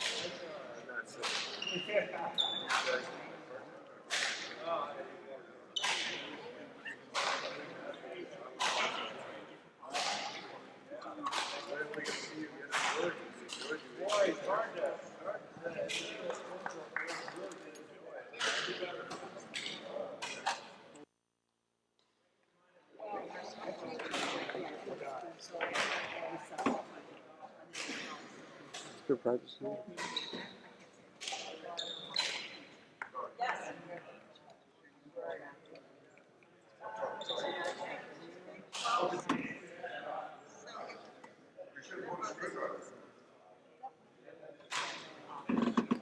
I'm doing all that stuff.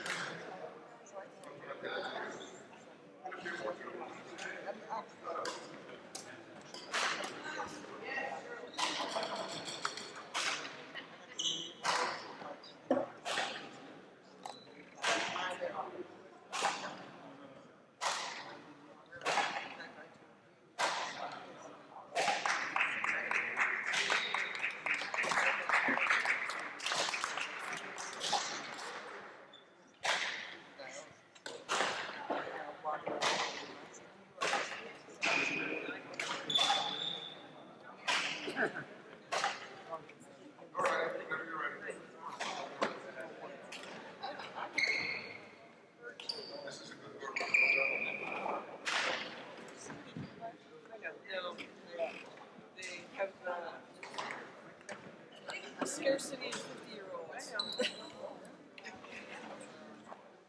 But I did get double our age for one.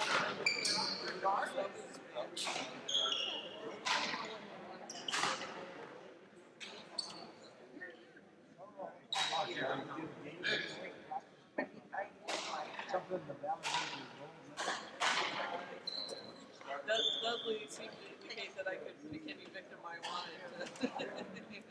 Maybe this person would be willing to play against.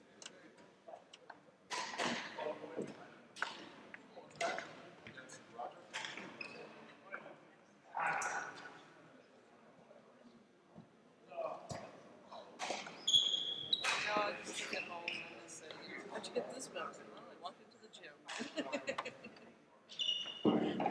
You know, we started it.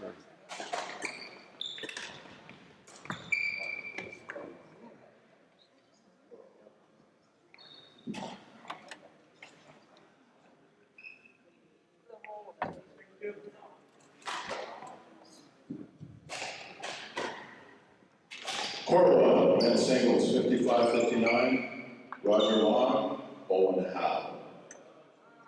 Court 1, Long Howe. Sounds Chinese. Men 55-59, how long?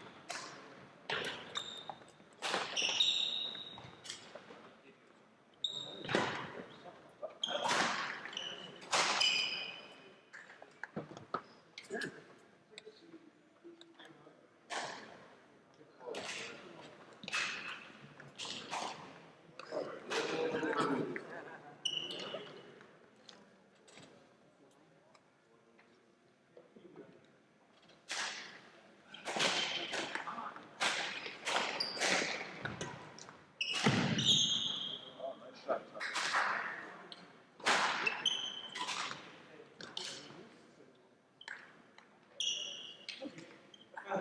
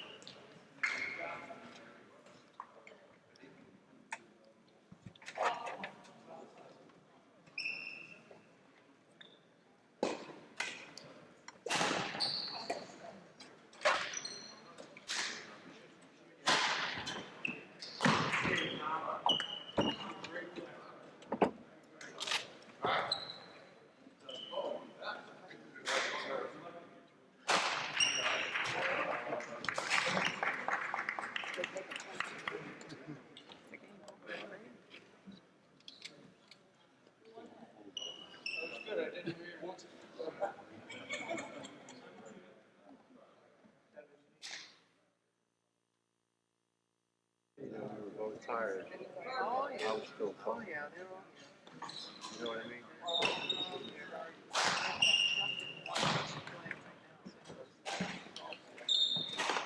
I was lucky. I had a couple. I mean, I must have had 5 or 6 different lines. And he's such a great guy. He, you know, they did different lines. He gave me things too. Sometimes I don't know what Bruce match. But you have good time plans. Oh, yeah.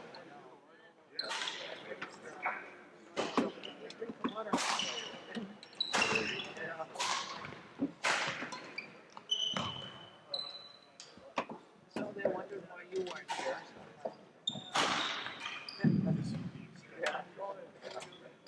On court 3, women's singles 65-69, Sally Durrett, Lucy Marinelli. Court 3, women's singles 65-69, Durrett Marinelli.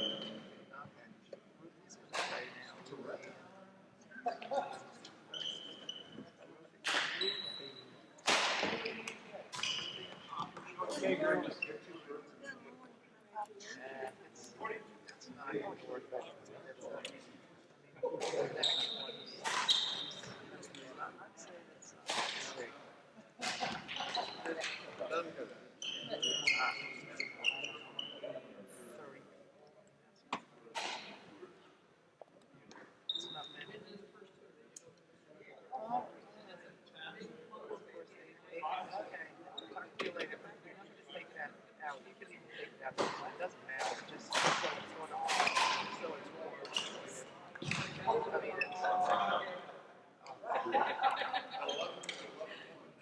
Okay. All right. What do you have? How was the parade? Good.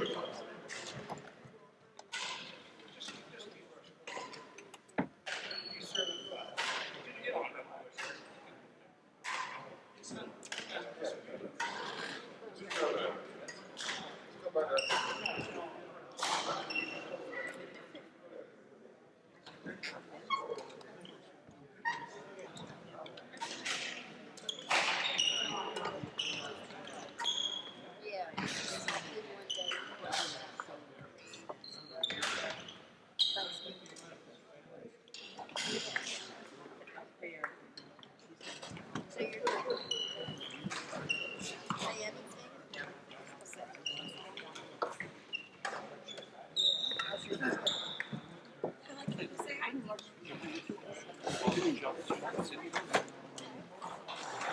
you been up to?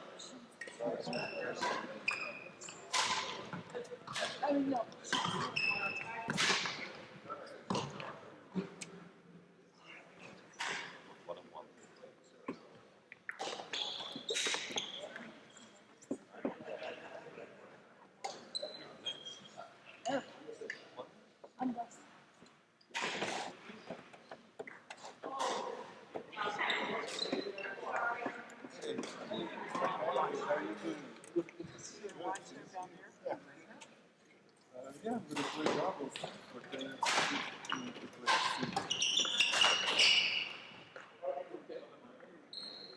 I got nothing better to do anyway. Play. How you doing? Good.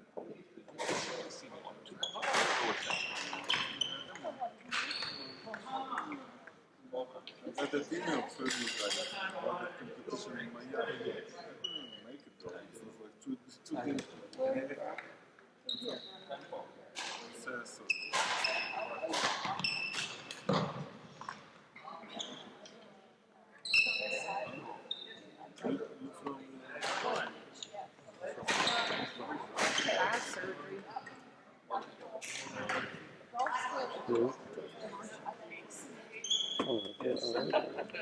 You like water there.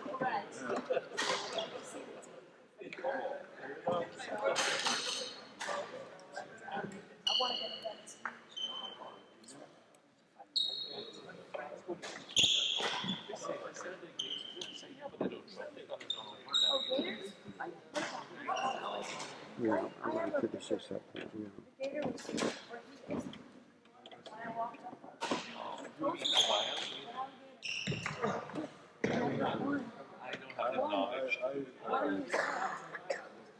There's another one. You went to take a picture. Yeah. No, I know that. Yeah. And earlier there was a lot. Come on. I can't.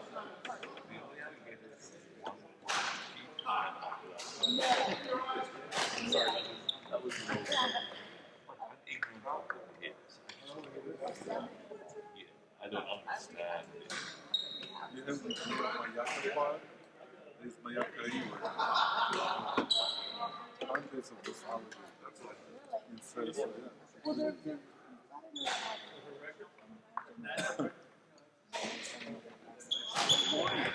Who trained just I know my limitation. I'm or something, so He can play. He can play badminton myself, but he can't play with alligator. right. Oh yeah, that's good. So I think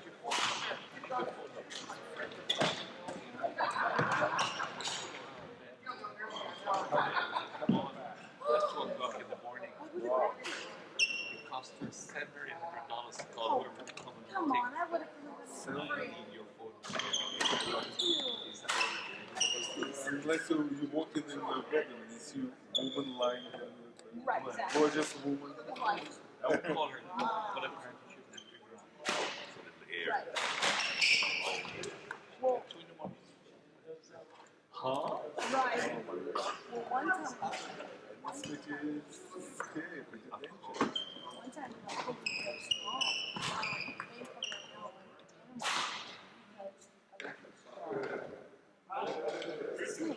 Only about 10. But I knew because he was so aggressive. His oh, you realize that anyway,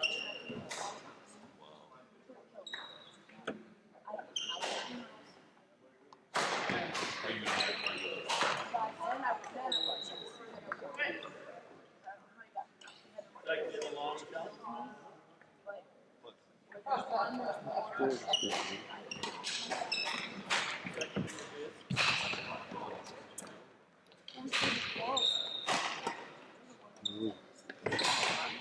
Pretty good. Mm.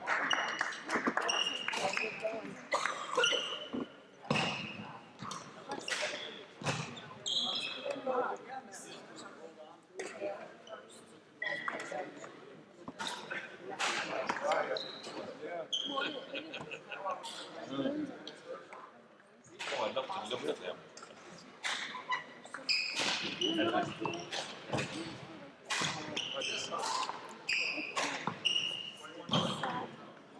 They just would be sitting there.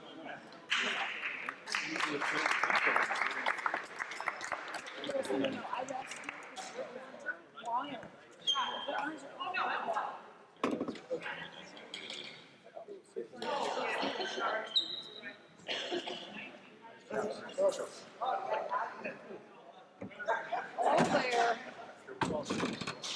How are you Doing? Good. Hey, how you doing, Rachel? Good to see you. You in action or just Yeah, I'm in. Court 2, men's singles 50-55. Dudley Chen, Alexander Lavando. Court 2, Chen Lavando, men's singles 50-55. I can't see, but that's like playing Chris and those guys that come accelerate. Yeah, I did practice. I got one gold consideration. Congratulations. Ex-athlete. How's she doing now? I don't know. She got a formidable. Probably plays it, you know.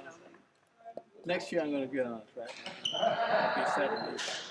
So I'm going on track. I used to travel back to the United States. Yeah, well, you do.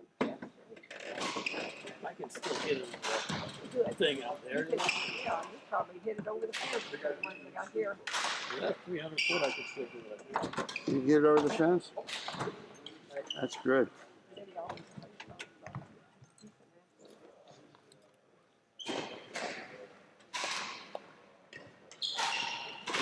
Well, we got.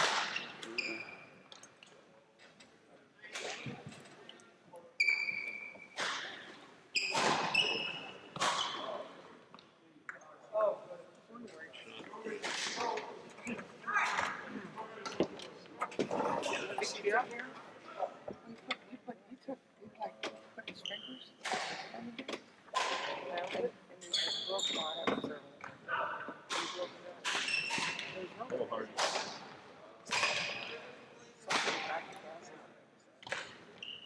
Yes, about the foot. Yeah, they have good stuff. Take it.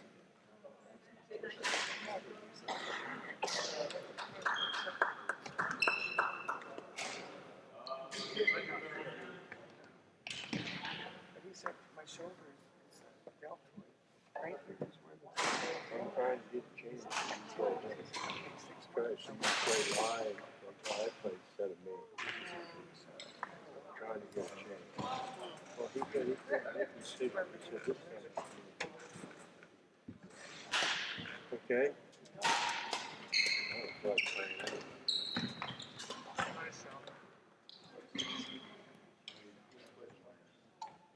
We just find out this.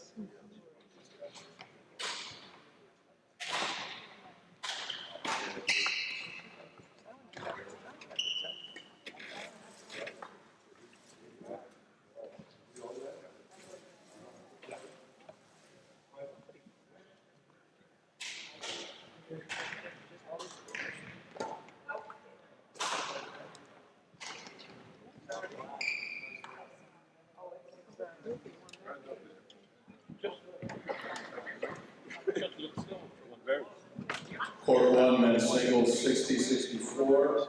Alan Reeder Camponi, Christopher Ludlow. Court 1.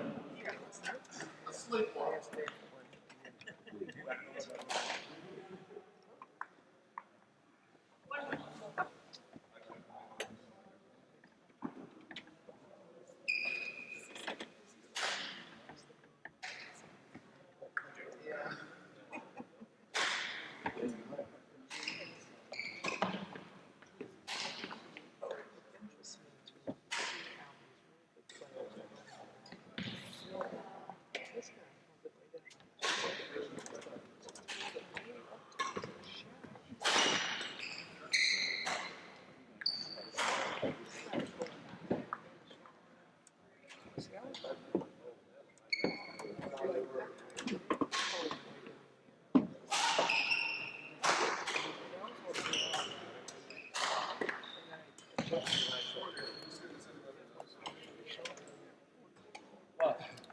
Who are you looking for? Huh? Oh, I know. Yeah, I know. I mean, be the. So,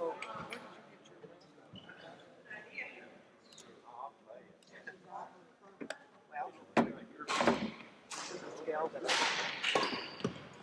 played badminton in Connecticut.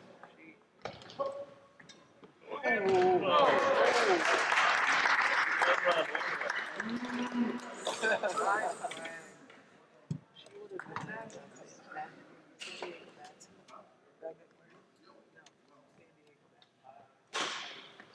That's where I got my first job.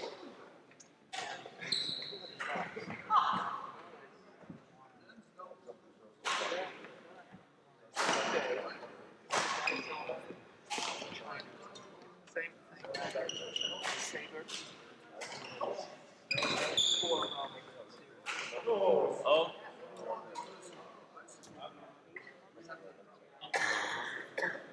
So I sent for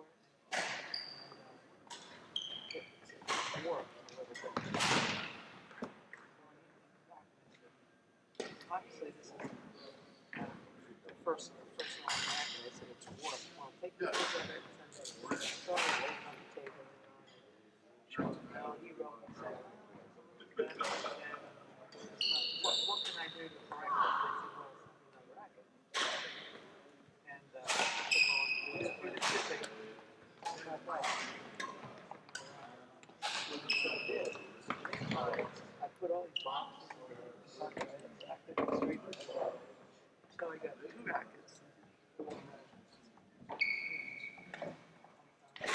Right. So in essence, it was like $50 or something. So this other gal paid $200 for her. So I felt that. So the same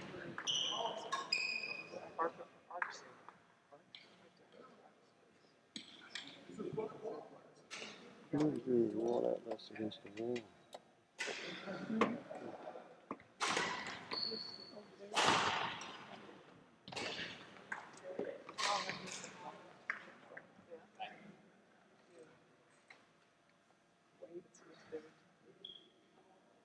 Court 2, Sarko out.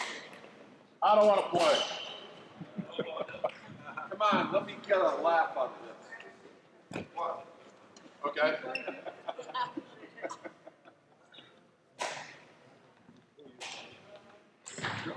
Yeah, I need to play somebody else. Yeah. I think this is cool.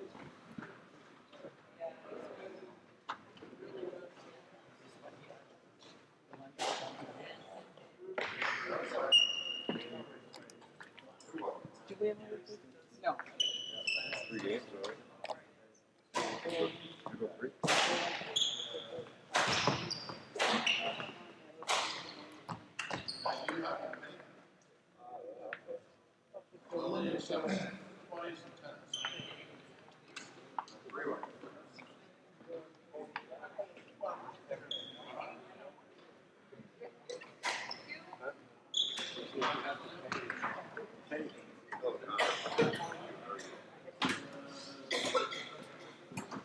On court 3, men's singles 70-74, live Boomers, Tom lead. Court 3, Boomers lead.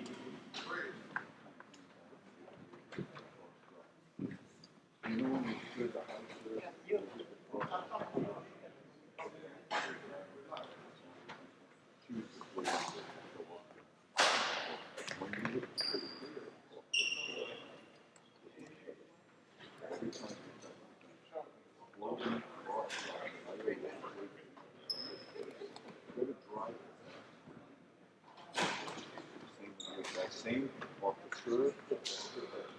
Fine. The only time you use the drive is when you finally get that person and hang back. You gotta get the clear first, then Yeah, we got a while.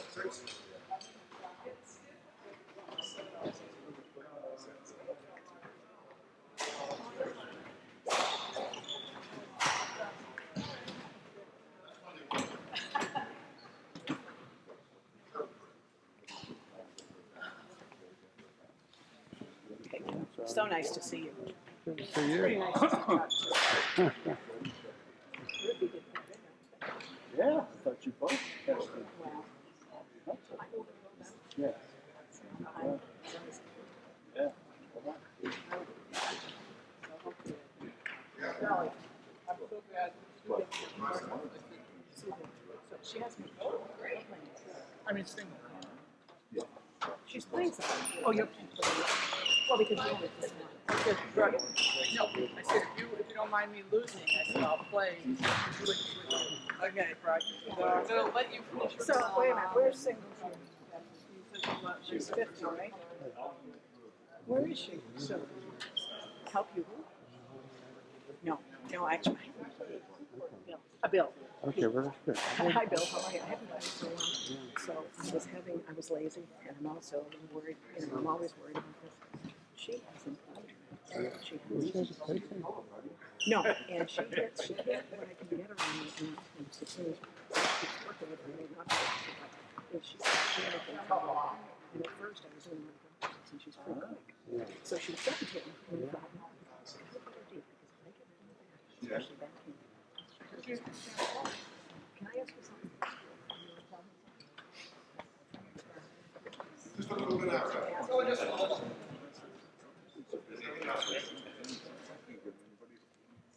Like once you get out there, you get into it. Hi, Owen, how are you? Last time I saw you, you hurt yourself in Miami. Yeah. Is that right, Bill? Oh, boy. Even before the tournament.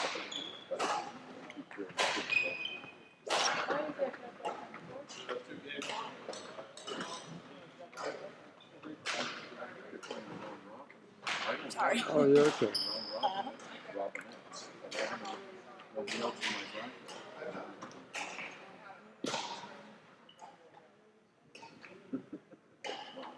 What?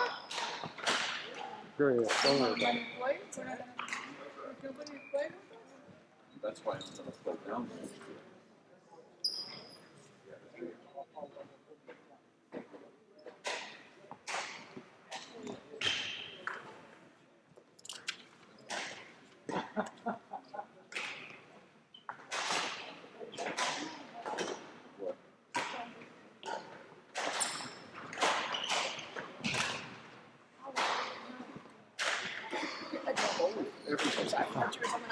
Oh, yeah. She's got good strokes. If you hit it, Feels good, whoever you are. You did good out there. No, do you?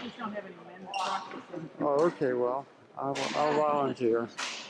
That feels really good. I was an expert.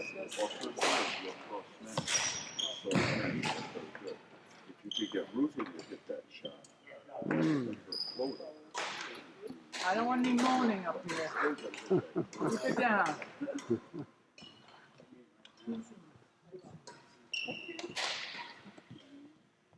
Awesome. We're good. Sue.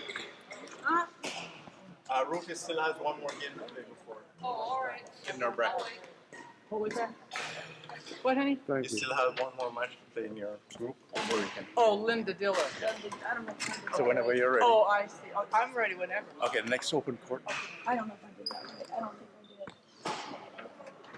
I did. Almost. Almost? Oh, okay. Yeah. Oh, that's right. Where in the world doubles 60? Probably they don't have it, but it's good experience. Probably I don't have it. Oh, we signed up. Probably you're the number one. That means It what? might be in. We need to play. Let me see if I can Qualify. find something. Here you are. It is? You're in the 50. Oh, we are? In the Bradley. That's the only one, so I have to bring them. Okay, oh yeah, that's good. Seriously, short term. I didn't put it over there. My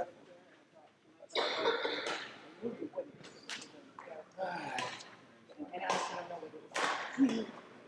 It's too close now. Go ahead.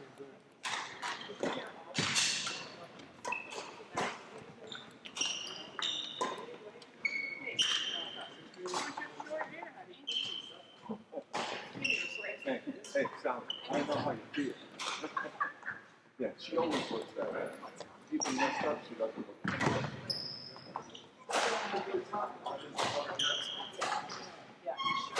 But her, No, she gets wet at graduation. that's what I get. I hear that.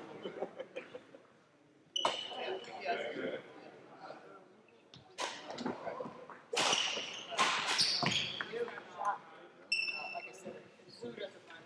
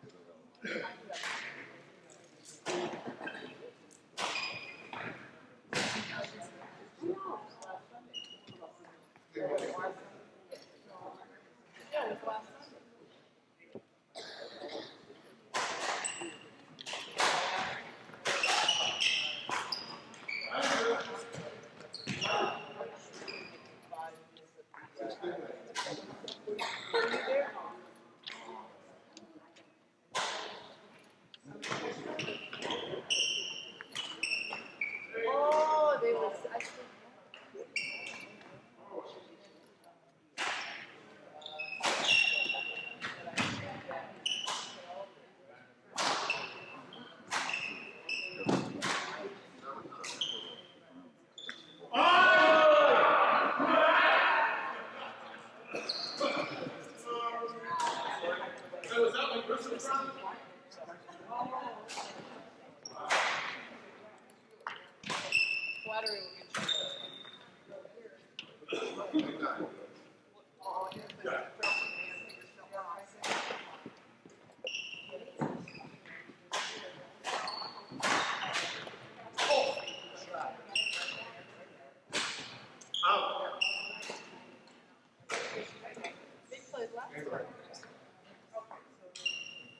No.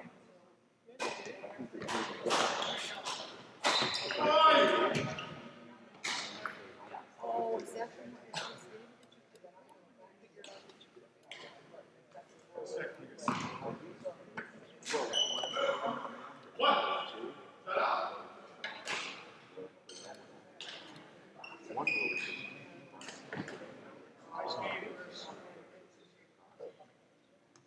Oh, thank you.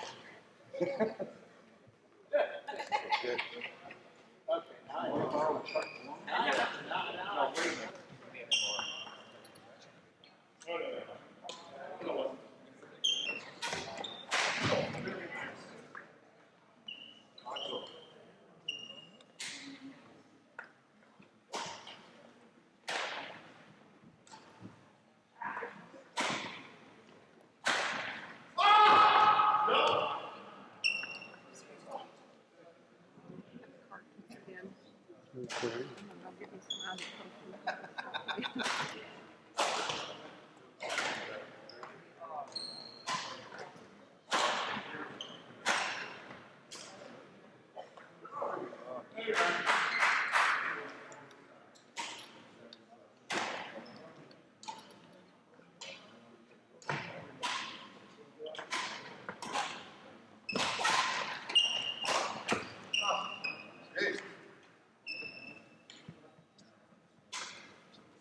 Ready?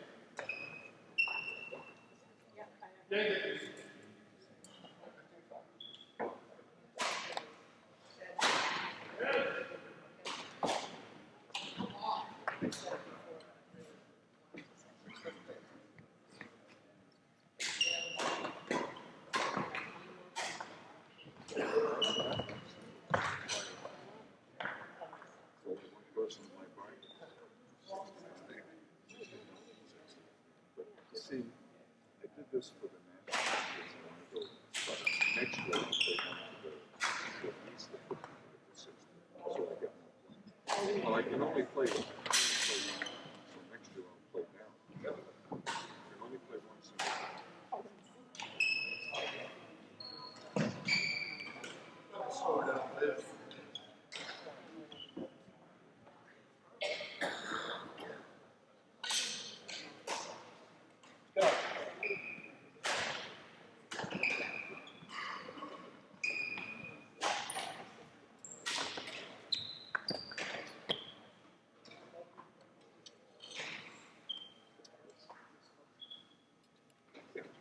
Well, no, you don't have to. But to walk in and see the draw. That's it. See, I get much more play if I just did the 50 to 55 or the 50 to 60. But see, this is the biggest draw. The 55 to 60. Yeah. Look at the singles players. Oh, that's tough. Okay, one single. Right, they got what? 55 to 59. Okay, so you've got, but you've got three, at least three, you've got five, right? So you get three with five, at once. So you have to have three. Yeah. So, look at this, 50, 64.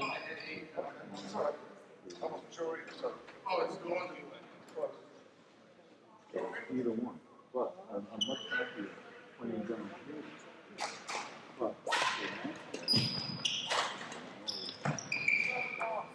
Right. yeah. Like I can go down there. I can play a couple of that. I can go down and play double from 65 to 70, and double from 60 to 65. From California. Of course. We played last year. We played 65. So we're both over 65. You just turned 65. Yes. So we're both.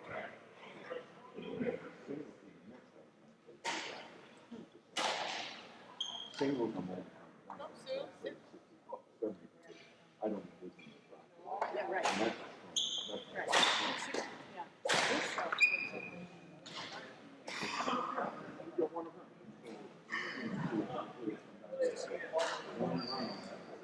Yeah, I think there's a round robin. Yeah, I'm playing Chris Watson. So we'll have a each 3 rounds.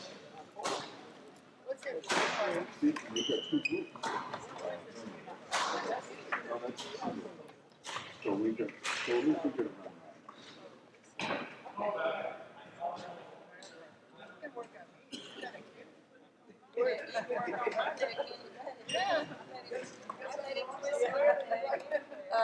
Come over.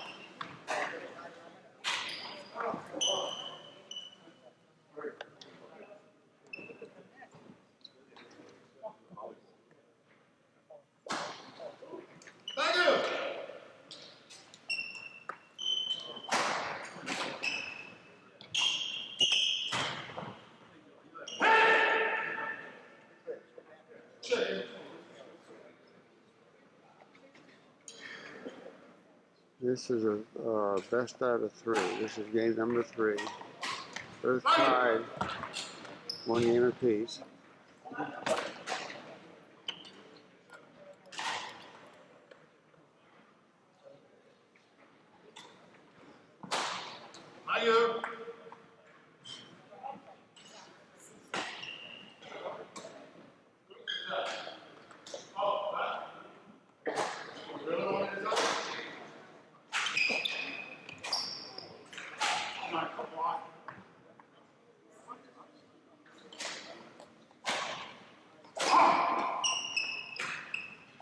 Nice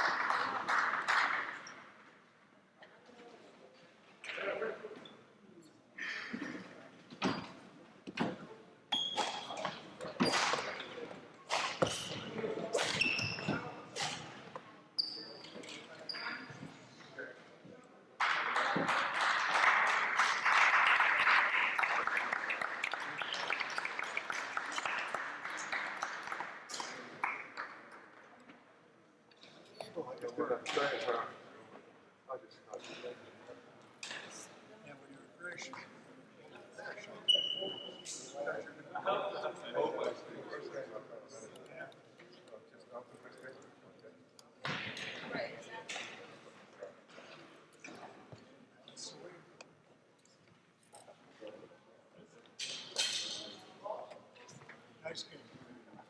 Thanks again.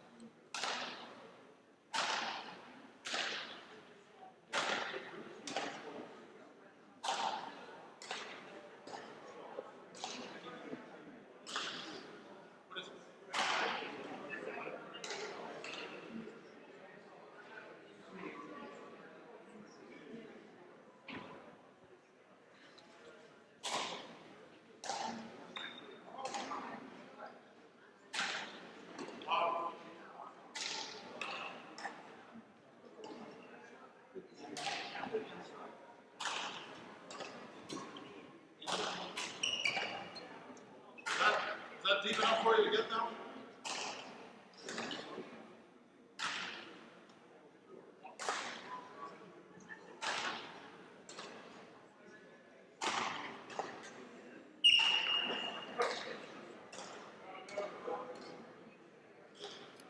Save that for our match. On court one, women's singles 50-55, Sue Barkanian, Ruthie Marinelli. Court one, Barkanian, Marinelli.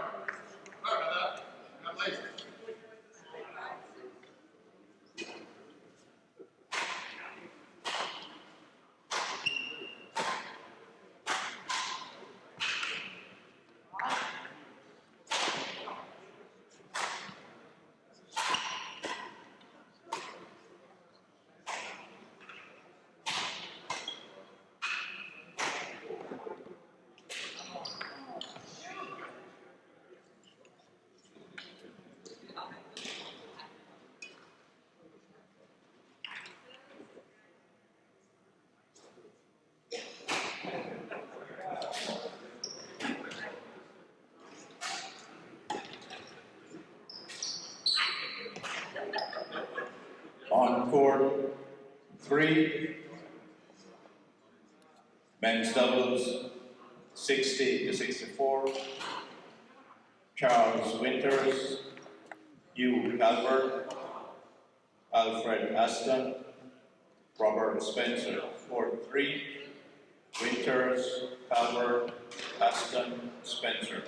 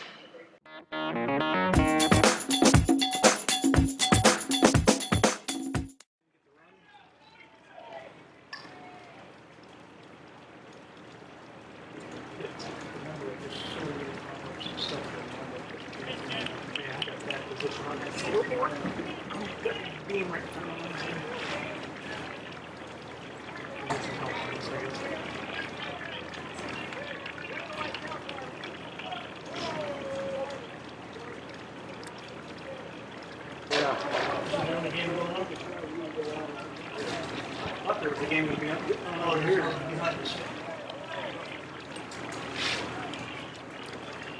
Hey, Lo. Hey, Lo. Lo. Is somebody supposed to mark score from over there? If every kept score, just helping out.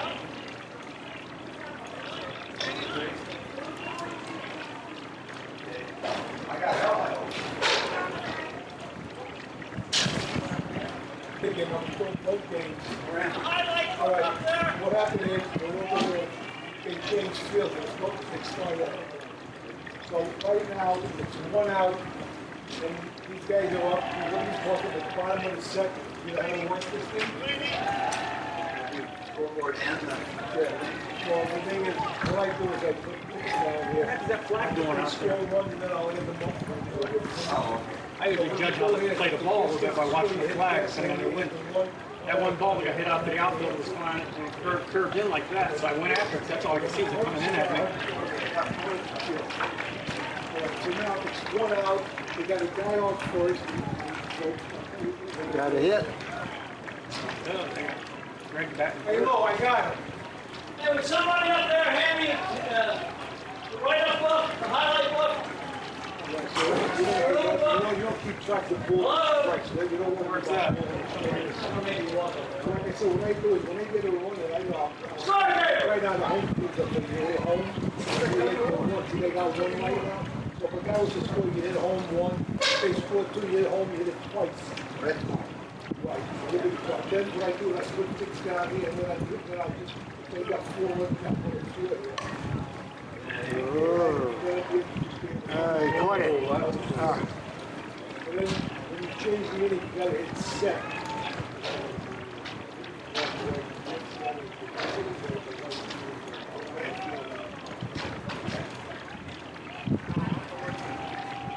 They score right, look at that.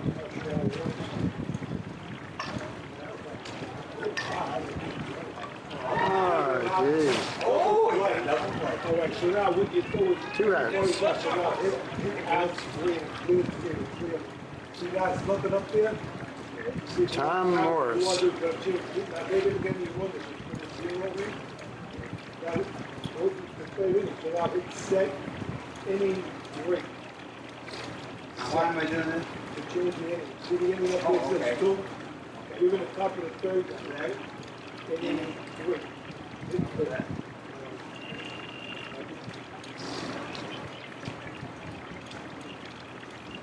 You gotta get that line back to straight. You gotta try to get that serious right now. Try to do that beat. That means we're just catching it. So not see if you change to the third inning or for stretch. Oh, I have to get a shade. But I do. What, that's home. You don't got one run? Yes. I think I got Joe Gruber overcoaching me a little bit. You think you can do it? You got to where now I'm so self-conscious about standing with the blade. Don't hit the lines! Don't hit the lines! Yeah, oh yeah, the perfect world. Yeah, this is an easy board. With the one over there, you got to hit. See what we were at school, and try to pump the gets to it. So 3 outs. You do is 3 outs, the inning's over. Heads up. Top of that little third. So no change inning till the top of the fourth.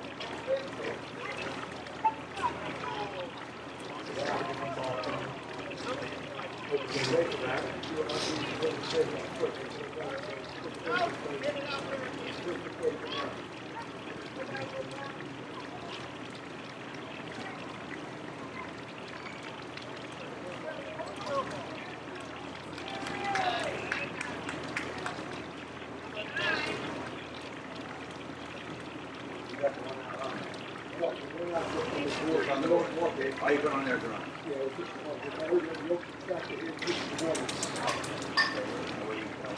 See, now this guy's scored.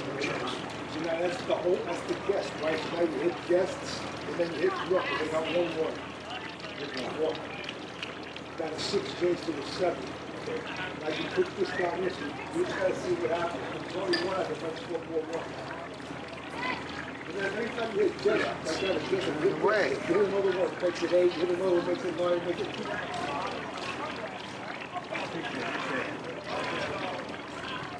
It's the second left-hander batter.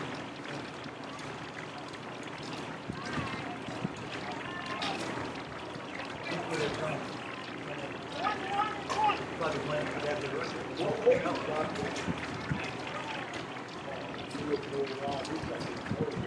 This guy's coming one. Slow the pace.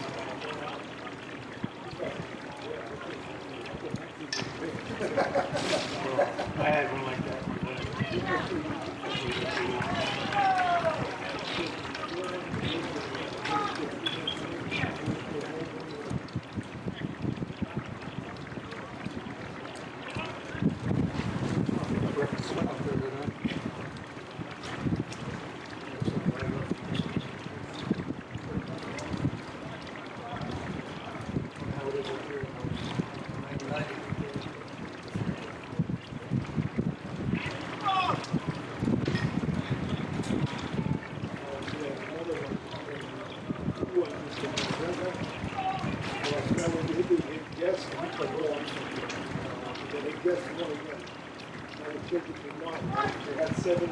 That's the guy just pitched against us, isn't it?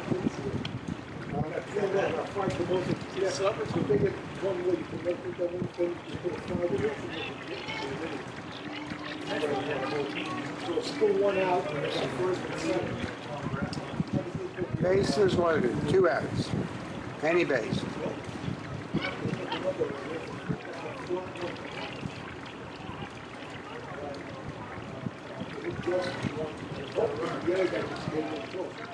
Guess we have to play one. Guess one.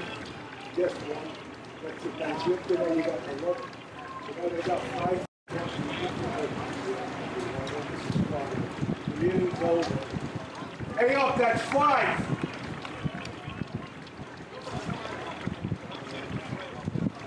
Hey, up, that's 5.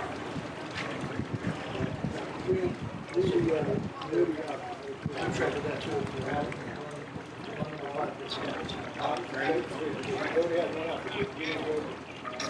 Now it's last of the third. There's no outs up there, so there's no dots. The scores are 11. Oh. Walk the run in.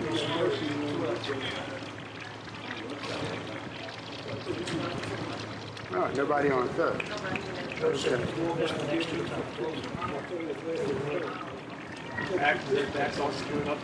Now the bases are loaded. He's got what my wife has for their back. Yeah, we bought her an inversion table.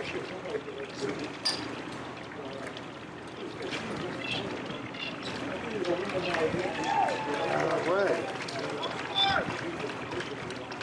Where are the fans?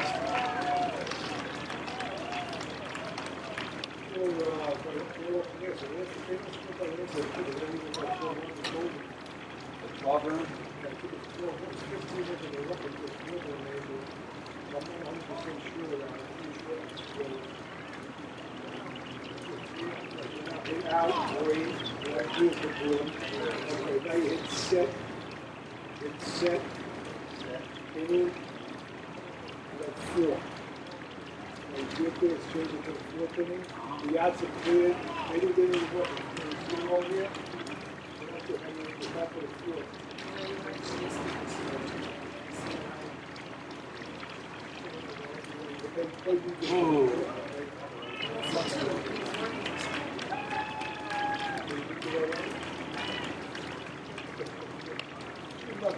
The race was like this guess. Not a whole guess to it, right? So just make sure you guess. And then if you get mixed up, you can always just reset it. So you can just guess zero, right? And just put the totals back up and you make the mistakes.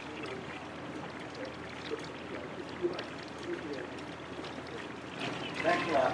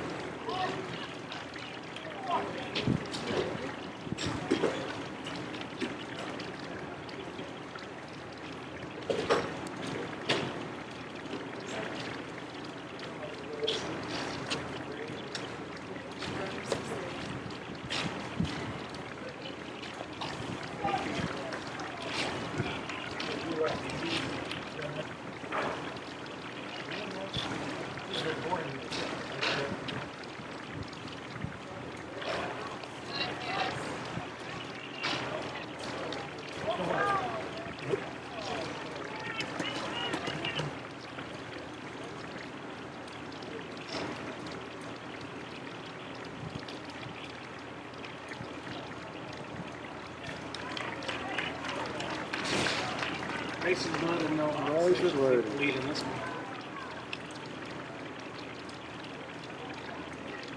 Unless they can take it back to the play.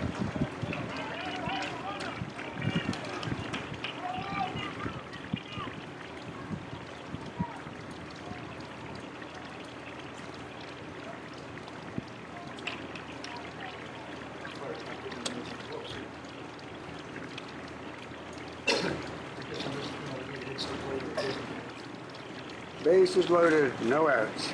John's out. Uh-oh.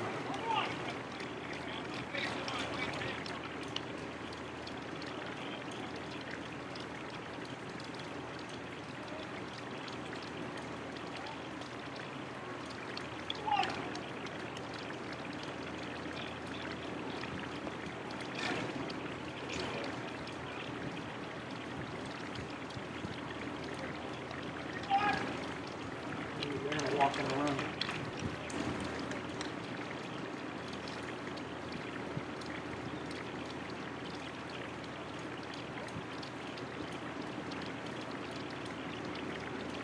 Way to go, John. It's in there. There's one run scored.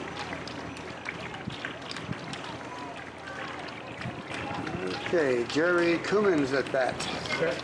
One score. One. One. Press it down. Press it down.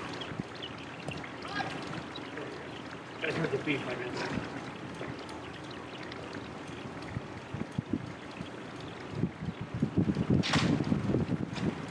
I'm on the out, Tom.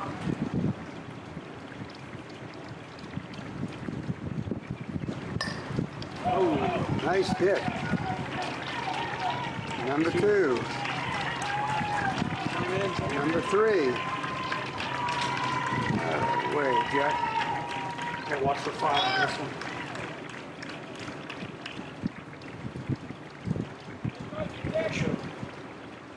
What does that show on picture? 2. 3 runs. Should be 3. Okay. 3. Second one scored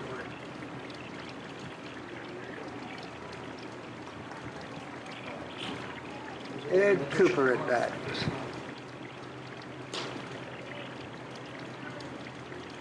So yeah, and score. Who scored 1? Fair, fair, fair, fair, fair. Oh man. Okay. Good man. No outs.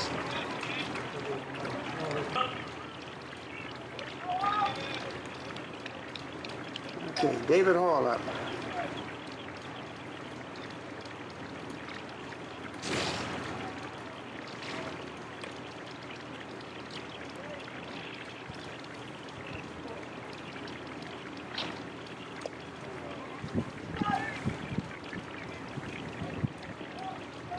Hey, they get 3 runs? Oh, struck out. First out. 1 out. Bases loaded.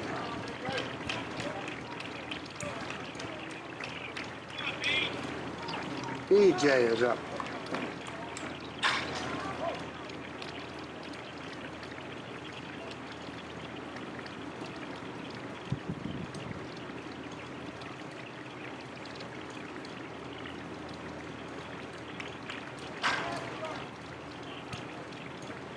Okay.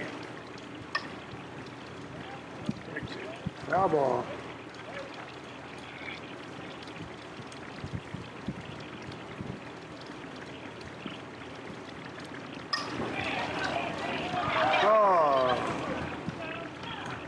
Oh, double play. Too bad. You're doing a great job.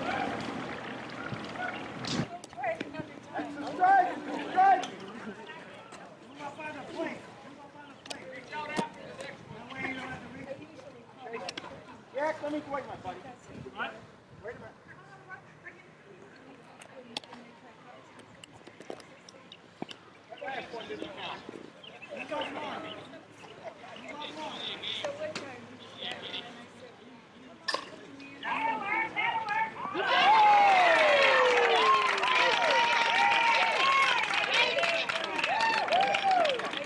Nice catch.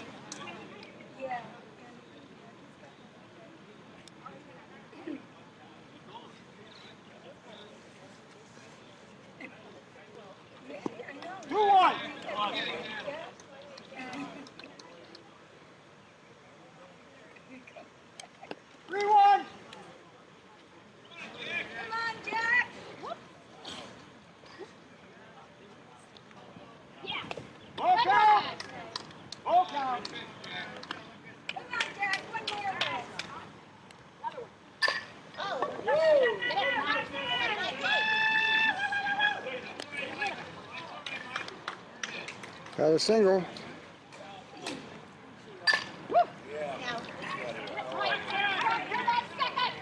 Hey, way to go.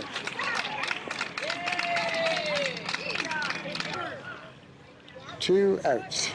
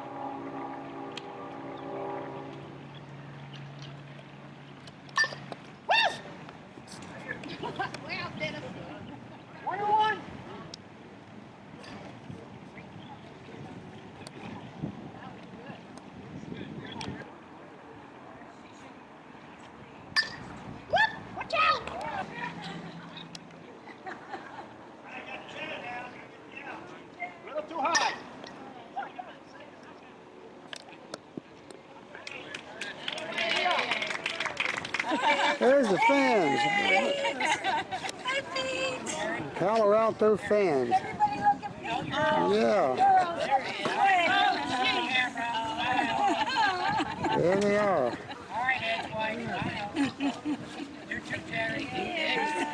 All right. And Big Fan Daddy. Got away, huh?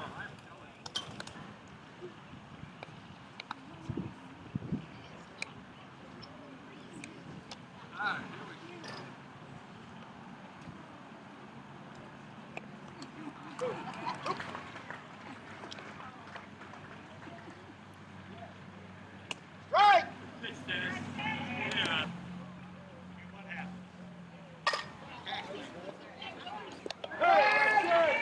Way to go, all right. Ho, ho.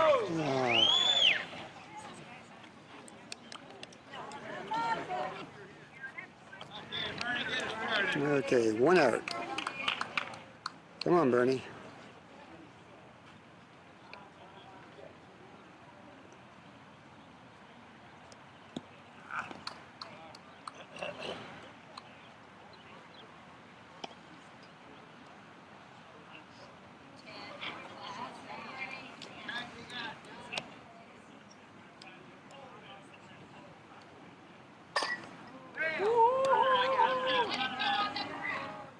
Caught it.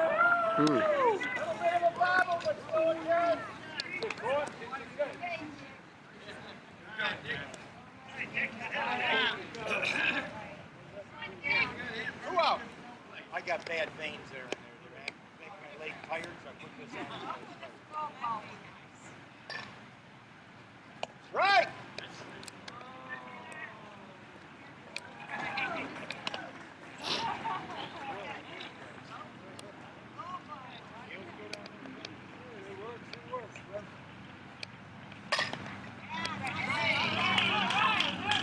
Got a hit. Not a wait, Dick. Okay, Greg Taylor up.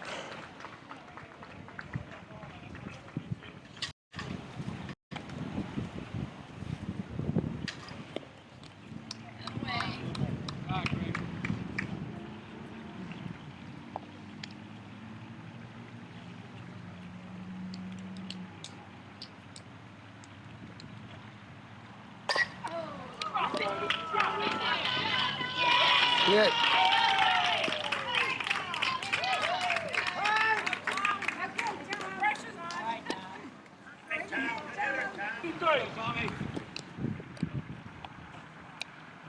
Man on first and second, 2 outs.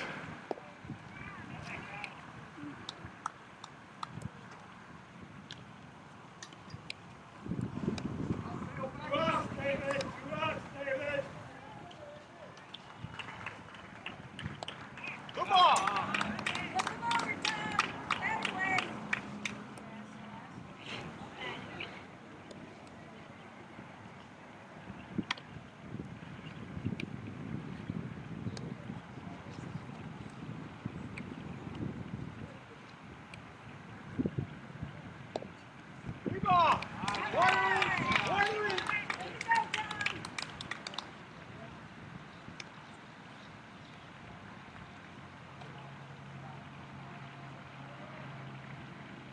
That's a strike!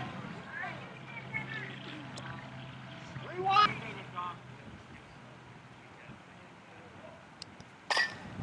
Bravo! Full count! 2 out!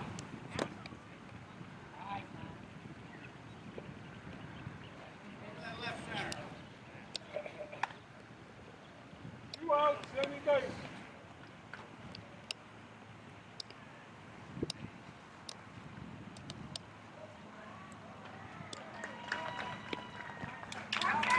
Walking.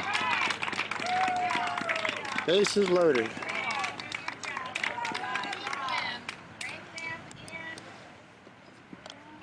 Bob Diaz up.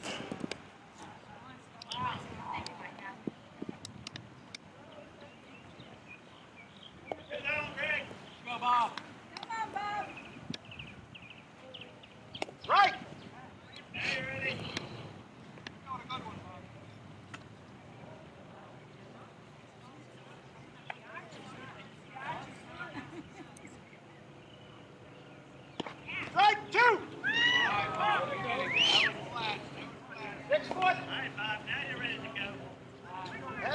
Attention!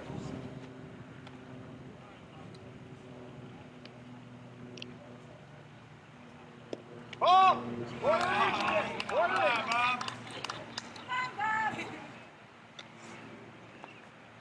Just outside enough to kick it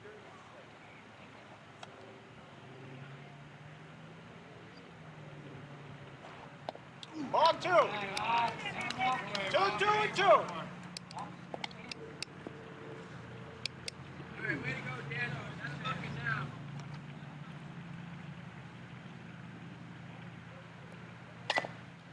Foul ball, batter's out. Oh, shoot. And there's a foul tip. Third out. And that's the scorekeepers. Hey, John. How you holding up? Pardon me? How you holding up? With muscles.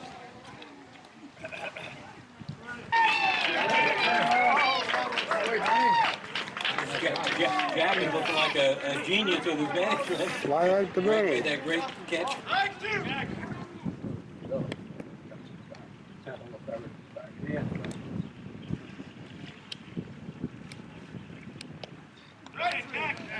Okay, 2 outs.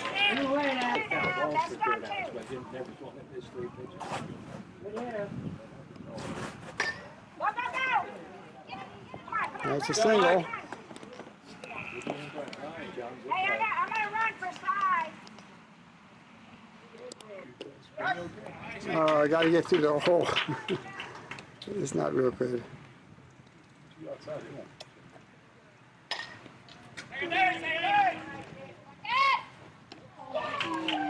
Out away. Oh, we got him. All We right, got guys, it. way to go. Who's up? Who made the last out? I'll see that. Bob Diaz. Okay. Eric, short, left, moving.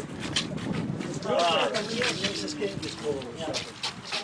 I got it down.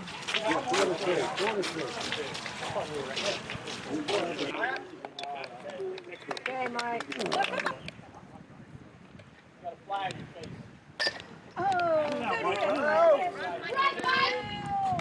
Yeah, out. Hit the fence. Oh, nice one. Safe. They just love you, Jerry. You know him? Look him over, Johnny. Johnny.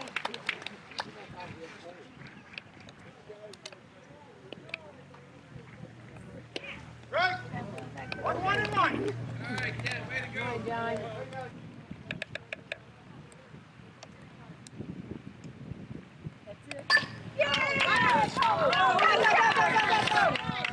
Good. Way to go, John.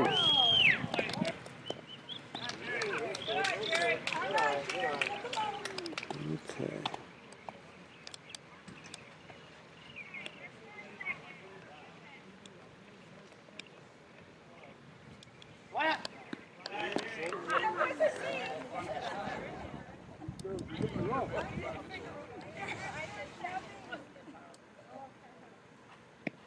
Three ball.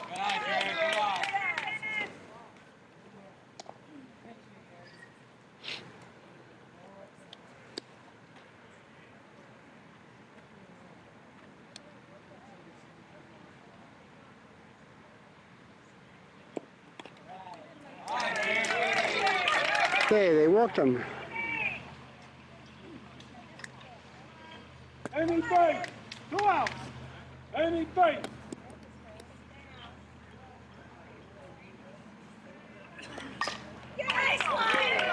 Oh, nice hit. Nice hit.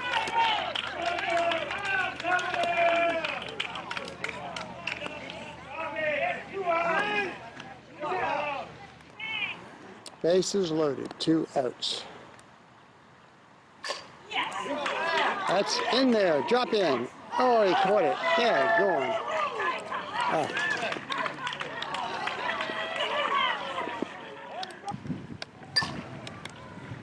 Foul ball.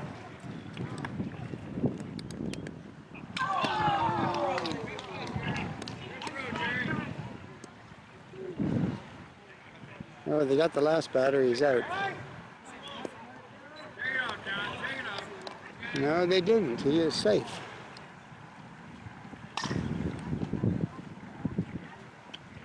Out of the way. Flat out. Or shall I say, popped up. One out.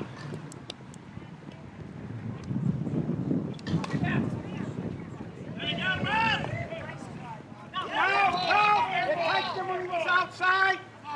It bounced outside. He touched it when it was outside. Yes, he did. He touched it when it was outside. Right.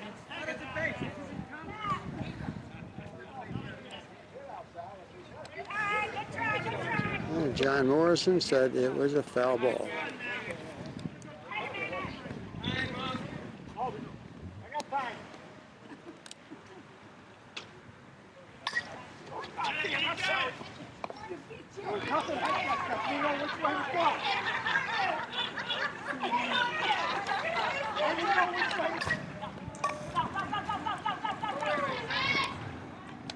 Out. He's out. Out of the way. Nice play.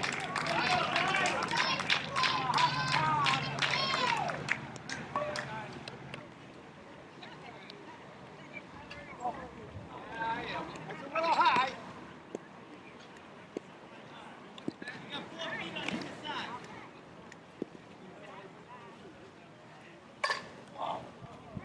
Uh-oh. Yeah. 2 men on base. 2 outs.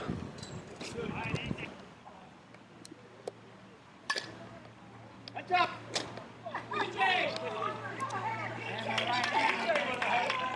Foul ball, strike 1.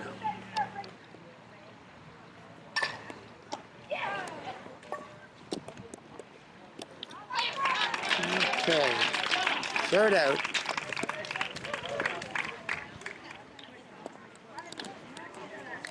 Don, you need a Diet Coke?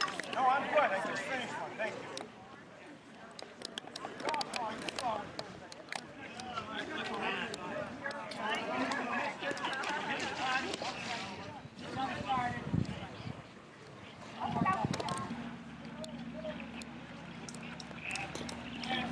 Score is 4-3. Palo Alto down by 1. 5th inning. Top of the 5th. No, we're home team. Bottom of the 5th. Oh, they do, Joe. Out of the way. It's a hit.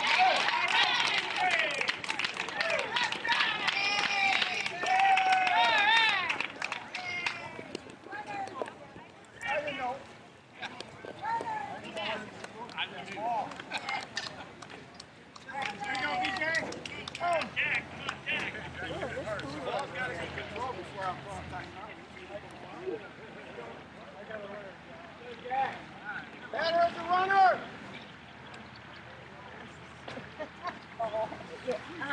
Right.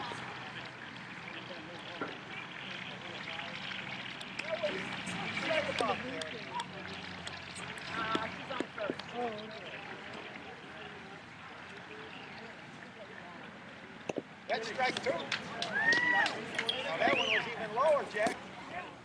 And the runner, Ed.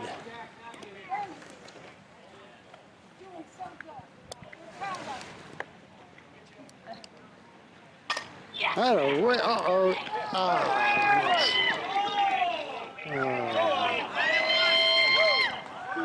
Double play.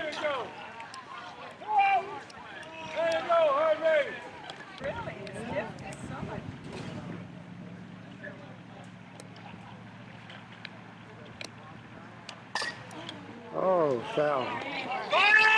Darn. Almost.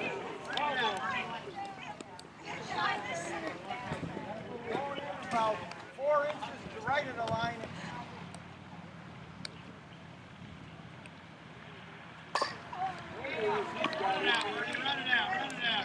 No, she's out. No, we just came back from a trip. Oh, did you? Where'd you go? We went on the Okay, there was a slight delay. I was talking to Barbara McGargle. It's still 4-3. There's 2 outs, so we're behind by 1 run. And it's the bottom of the 6th. Top of the 6th.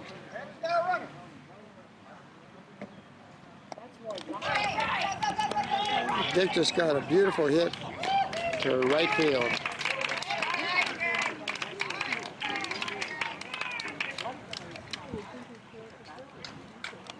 Bottom of the 6th. We're down by 1 run.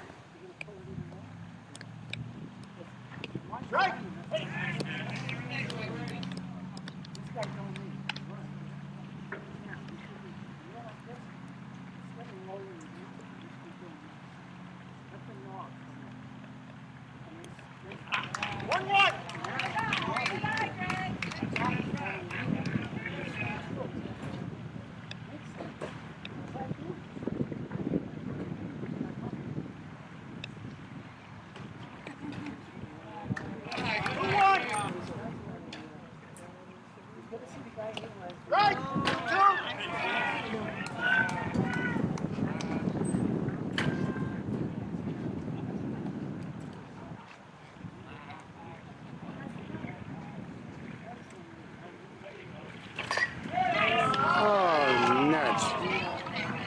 Oh, nice hit. Lined out.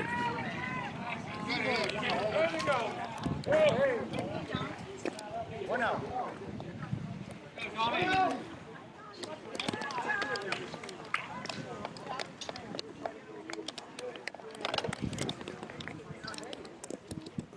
Right.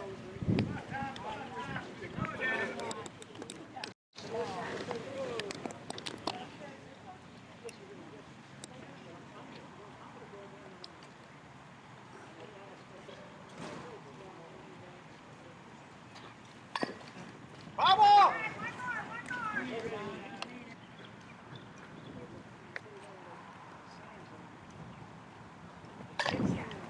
Second base.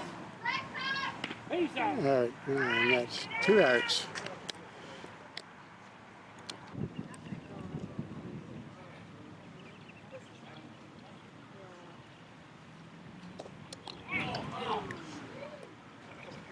Need a home run, Bob.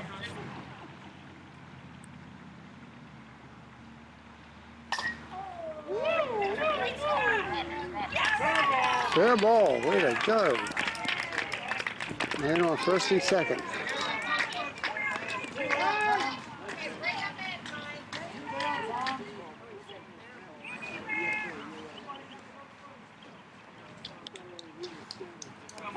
Here comes the hitter. 2 out.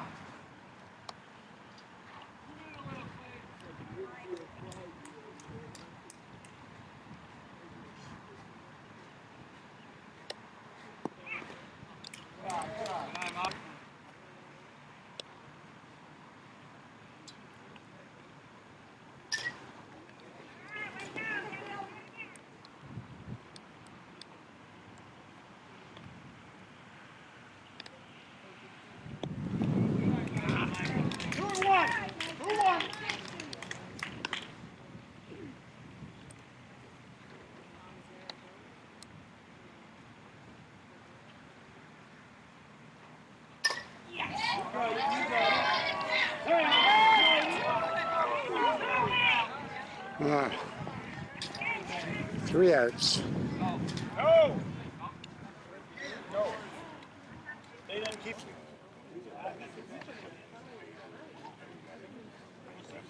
We got John and Jack. 2 Johns, really. 2 Johns, and you're John too. That means we got an outhouse. You got it. Right. Okay, it's a top of the 6th, 7th rather. 2 men on. Out of the way, Greg. One down out there, one down.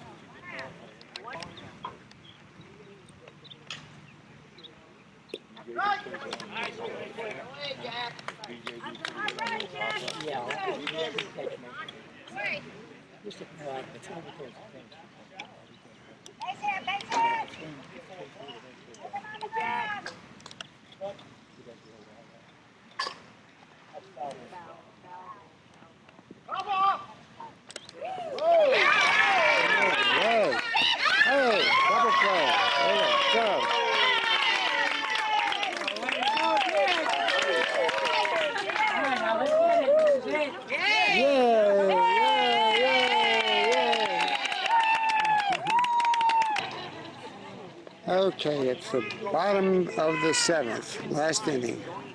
We're down 4-3. Jack Schwartz at bat. Okay. Right.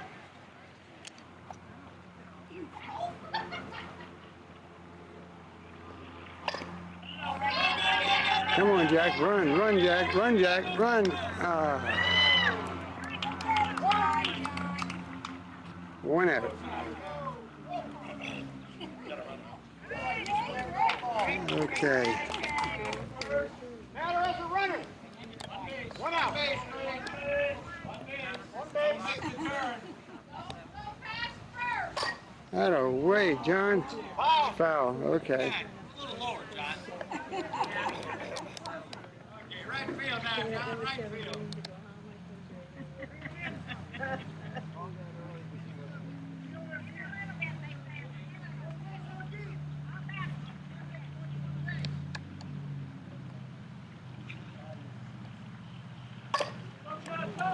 Foul right. It's good hit. Nice hit, John. There you go, John. Come on, Jerry. Just missed. Just missed. We're down by 1 run. We got 1 runner on base, and we got 1 out.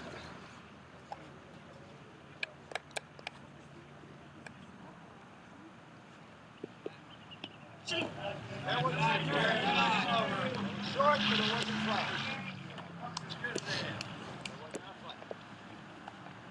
Two ball. That's a strike.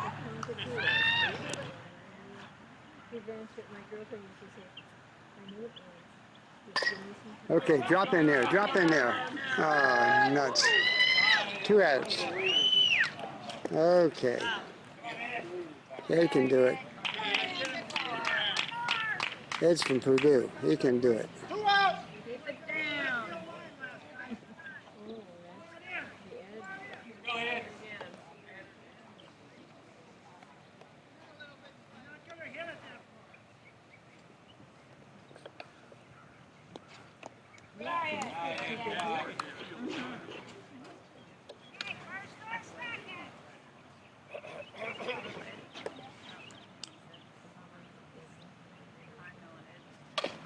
Okay, Ed, run it, run it, run it. The game's over.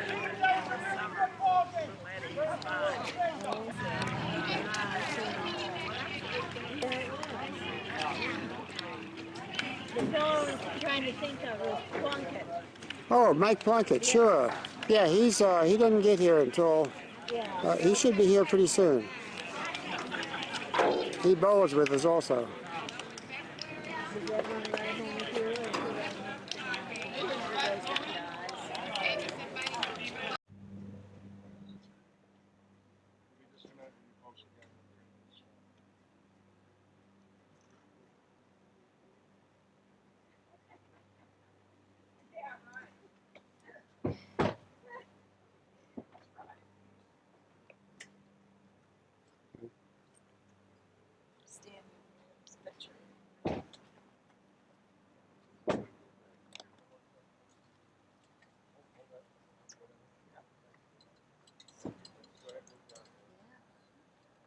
Folks, just gather up behind and we'll come down and just come over. You would just come right behind us.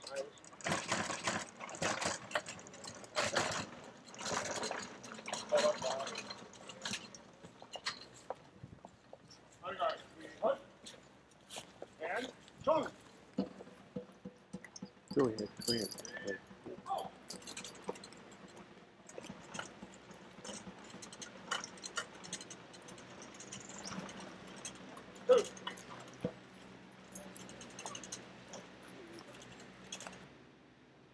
Half step forward.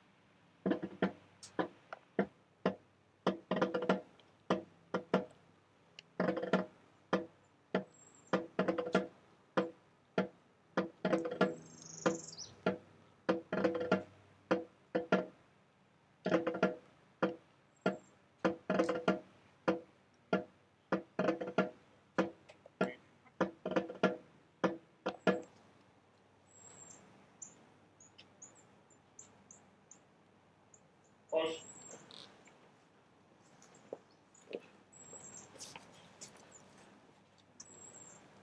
Parade, push. Another Legionnaire has been called to the high command. He's gone to report to the commander of us all. Our chaplain will now say a few words. Lead hook.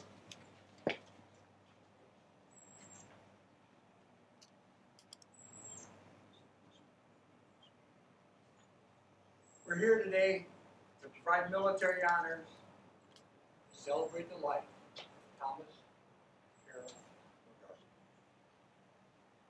In this life, Tom with his soulmate Barbara lived a romance and love affair that lasted for 51 years. He was father to Martha and Russell, grandfather to 7, and enjoyed several nieces and nephews. Now I remember very vividly going over every aspect of today's ceremony with you. Because you complained that you wouldn't be here to hear it. I told you then, and I say again, I know you're listening now, just like you listened last night as your family described their life and their love for you. That was testament to the large footprint that you left on their hearts and their lives, and an equally large one in this world. No man could ask for more. You were also a proud veteran of the United States Coast Guard and a patriotic American. You were also a Legionnaire. Part of our ceremony honoring veterans and legionnaires, we pray the Legionnaire's Prayer. Uncover. Let us pray. Eternal God, Supreme Commander of us all, Lord of the far-flung battle line, to whom the ranks of life report, we bow before you with reverent hearts and in faith, knowing that you lead us on in death, as you did in life. For again, you ordered a legionnaire to that realm in the west, beyond the twilight and the evening stars, where beauty, valor, and goodness dwell forever. Mindful of service nobly done, you called Tom McGargle to his last muster and to everlasting rest. Fear not the sorrows of those who mourn. Touch their tired hearts with healing. Keep clear and bright in memory the flame that has flickered out, and shelter us in your compassion. You heal the broken in heart and bind up their wounds. Comfort your people. In their sorrow, may there be no doubt of your eternal goodness. Hold us with a love unfailing. We know your dead, our dead are in your keeping. You were able to do far more for them than all we could ask or seek. Grant us to live our lives in a manner that honors the legionnaires who have gone before us, that together we may come to the place you prepared for those who love you and keep your commandments. In your own name's sake we pray. Amen. Cover. At this time, Bob Sablin from the Veterans VFW. Parade, press. I'd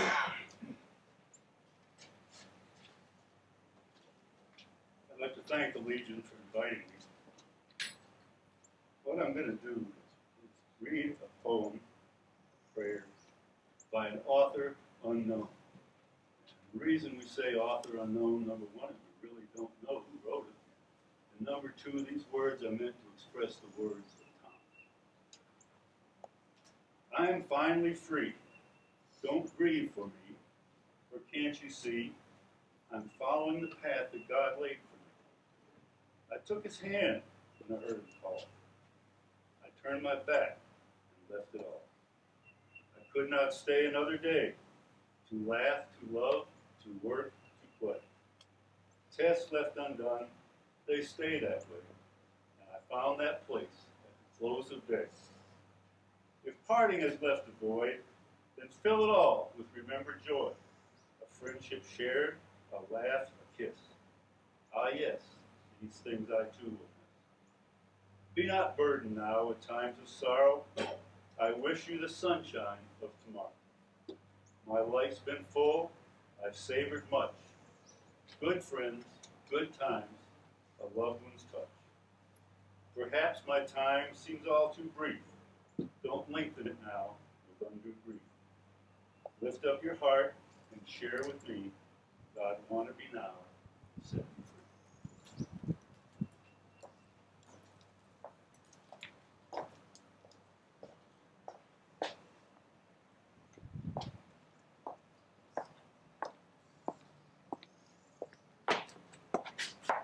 With the almost visible presence of the one who has gone before, we come to honor the memory of one who offered his life in the service of his country, who has now enrolled in that great spirit army whose footfalls cause no sound.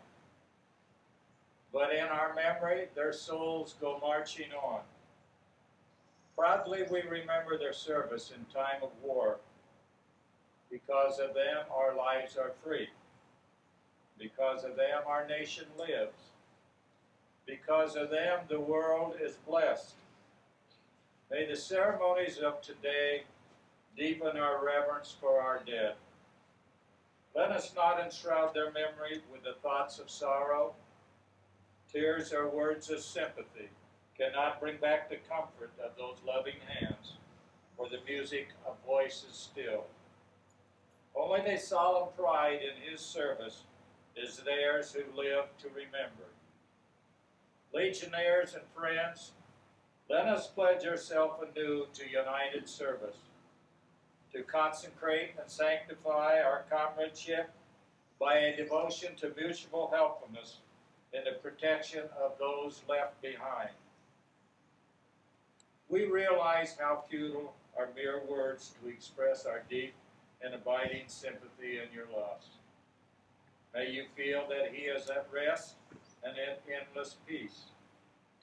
Generation after generation, all the shadowy peoples of the past have lived as we live, perplexed and mystified by death. They have gone into the great beyond with hearts filled with wistful longing, as all must go. Surely there is an afterlife for all who have been loyal and true, a life to which light and peace shall come, where the love, the hope, and the fulfillment that escapes us here shall be given to us to be ours forever. Part of our ceremony is to present a poem.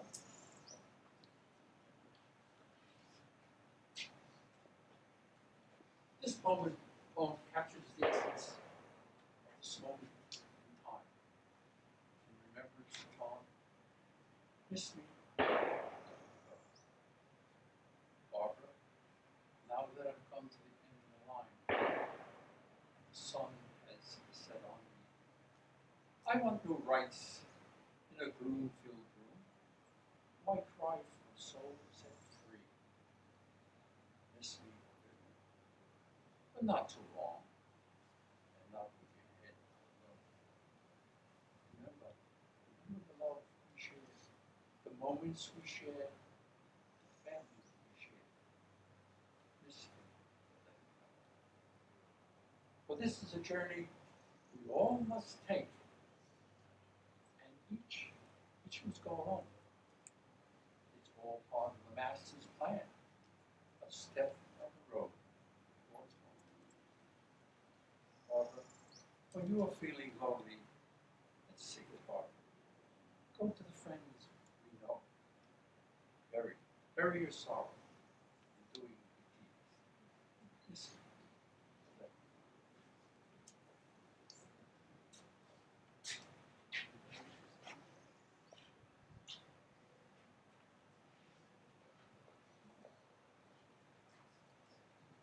standing tradition of American Legion Post 347 to present the Holy Bible to the family.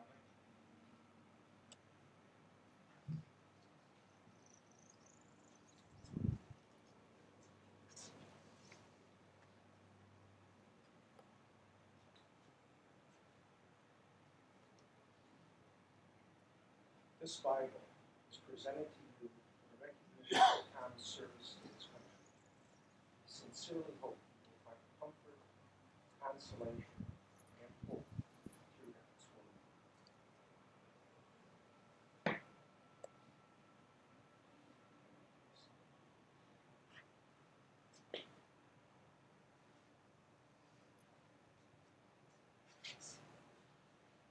All right, Key. Hook. We will now fold the flag.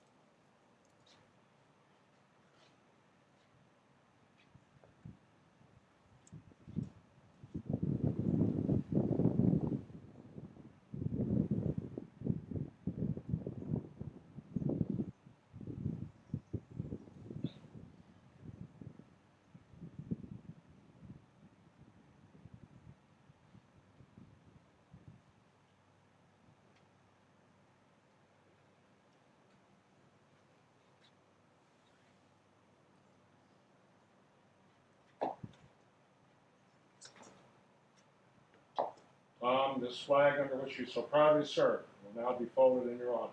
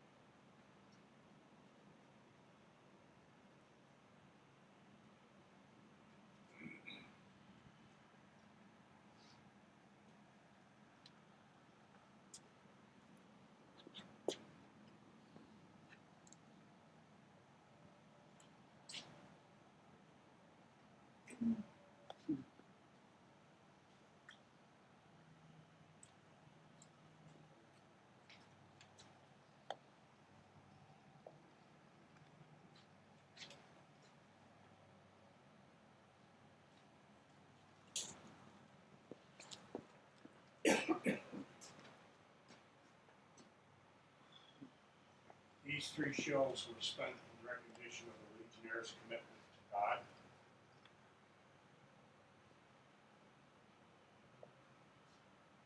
country,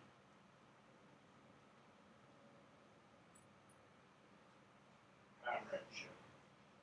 Now these shells are nestled in the comfort and safety of our nation's flag, and remembers the time and those commitments.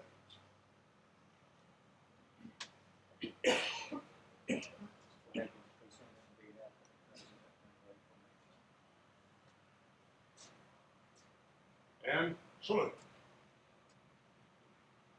2.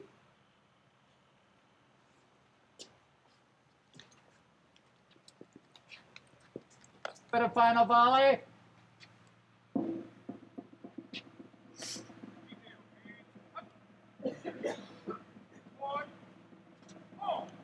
And salute. Ready.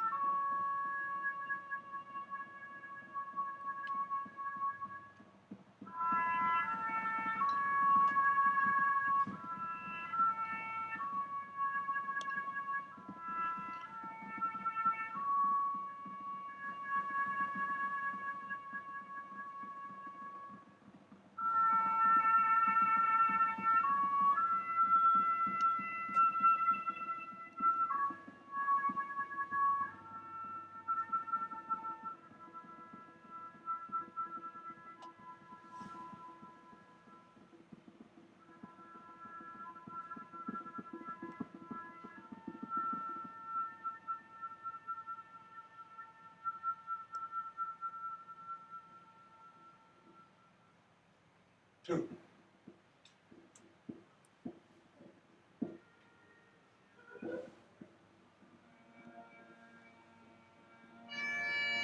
Three.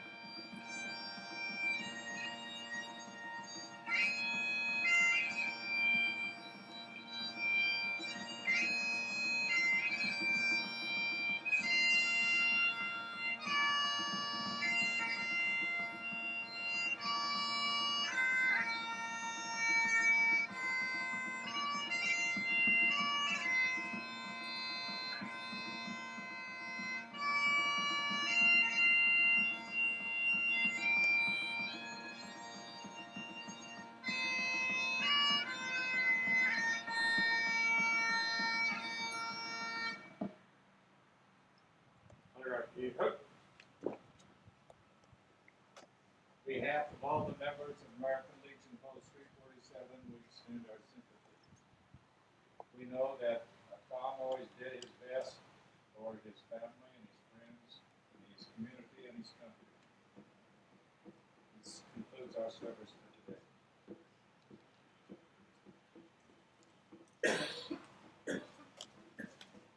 Three. Chris.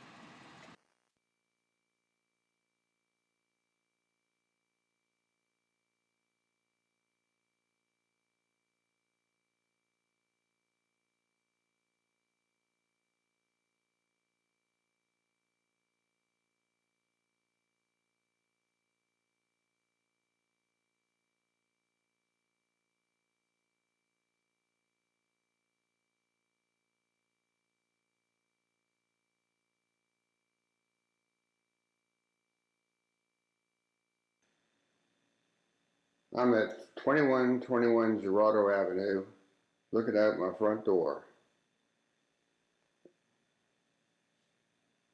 Time is a little past 8. Okay, the sun's just popped up a little bit. It's a little overcast today, but it's trying. See the shadow on the floor. Okay, we're at 2104 Gerardo, looking straight back.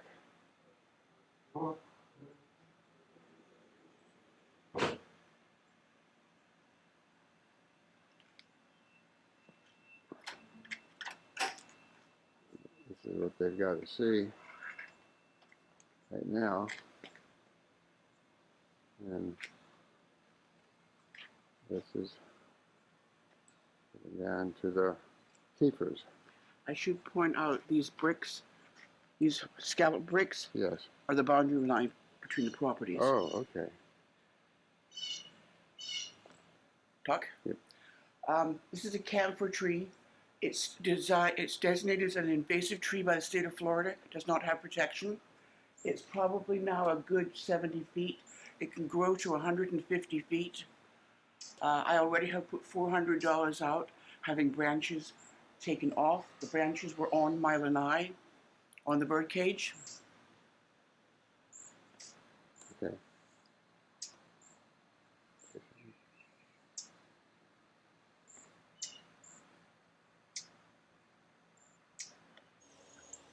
This is behind, between the Kiefer house and the Lalos.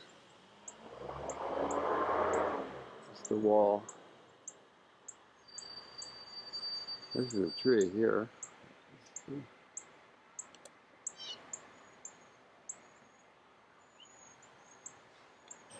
This is from the Kiefer's lanai, and this is what they see now. And when you put the roof on, that's going to be all roof.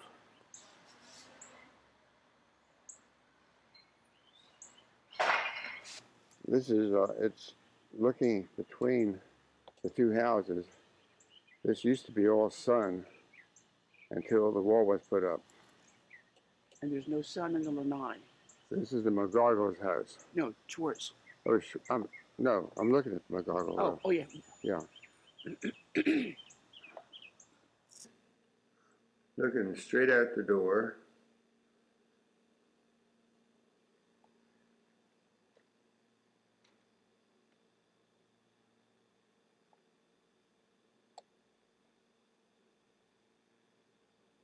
To the Augustine's house. Okay, today we are putting in curbing. They've already lifted the grass around the perimeter, and you see that in both places here. We've removed the gravel from the 2 citrus trees. We're not going to have any curbing there. And they were able to save some of the sod for this bare spot that we had, but they couldn't save very much of it because it's so dry. We haven't had much rain, and the sod didn't hold together too well. The process begins here, where they mix Portland cement and sand, and they put a little bit of fiberglass in there. I thought they were going to put a lot in, but they don't really put that much. What you see now is just put some coloring in.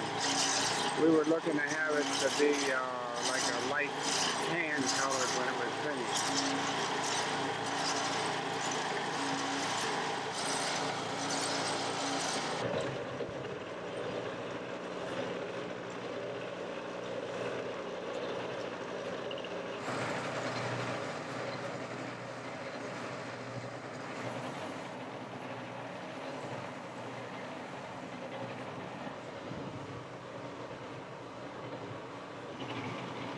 Once the concrete is placed, he has to smooth it out.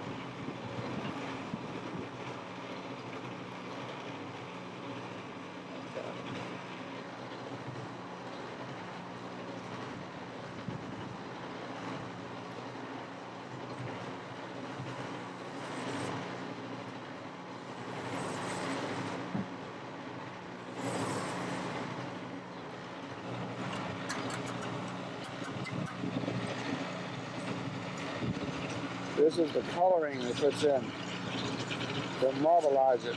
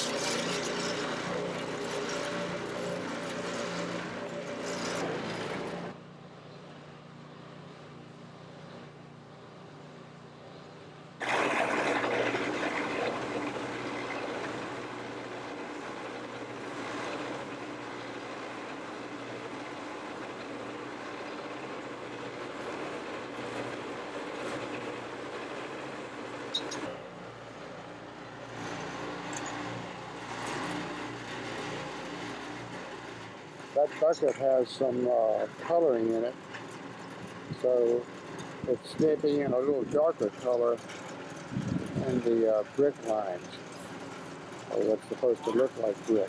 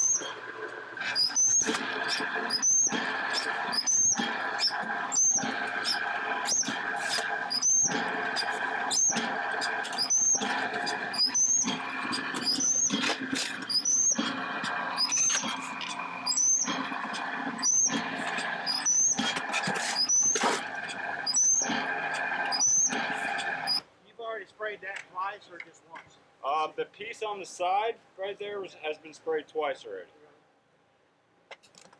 That makes a world of difference when you seal it, don't it? Yeah, it makes all the powder pop. Yeah.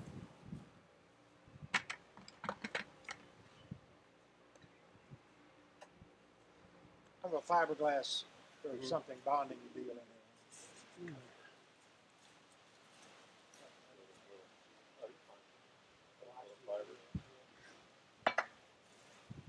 It kind of works like your tendons do. It kind of runs all these different crazy ways in the concrete, especially for the green strength. And then whatever's on the surface sticking out that. County? Yeah, homeless of it. Yeah.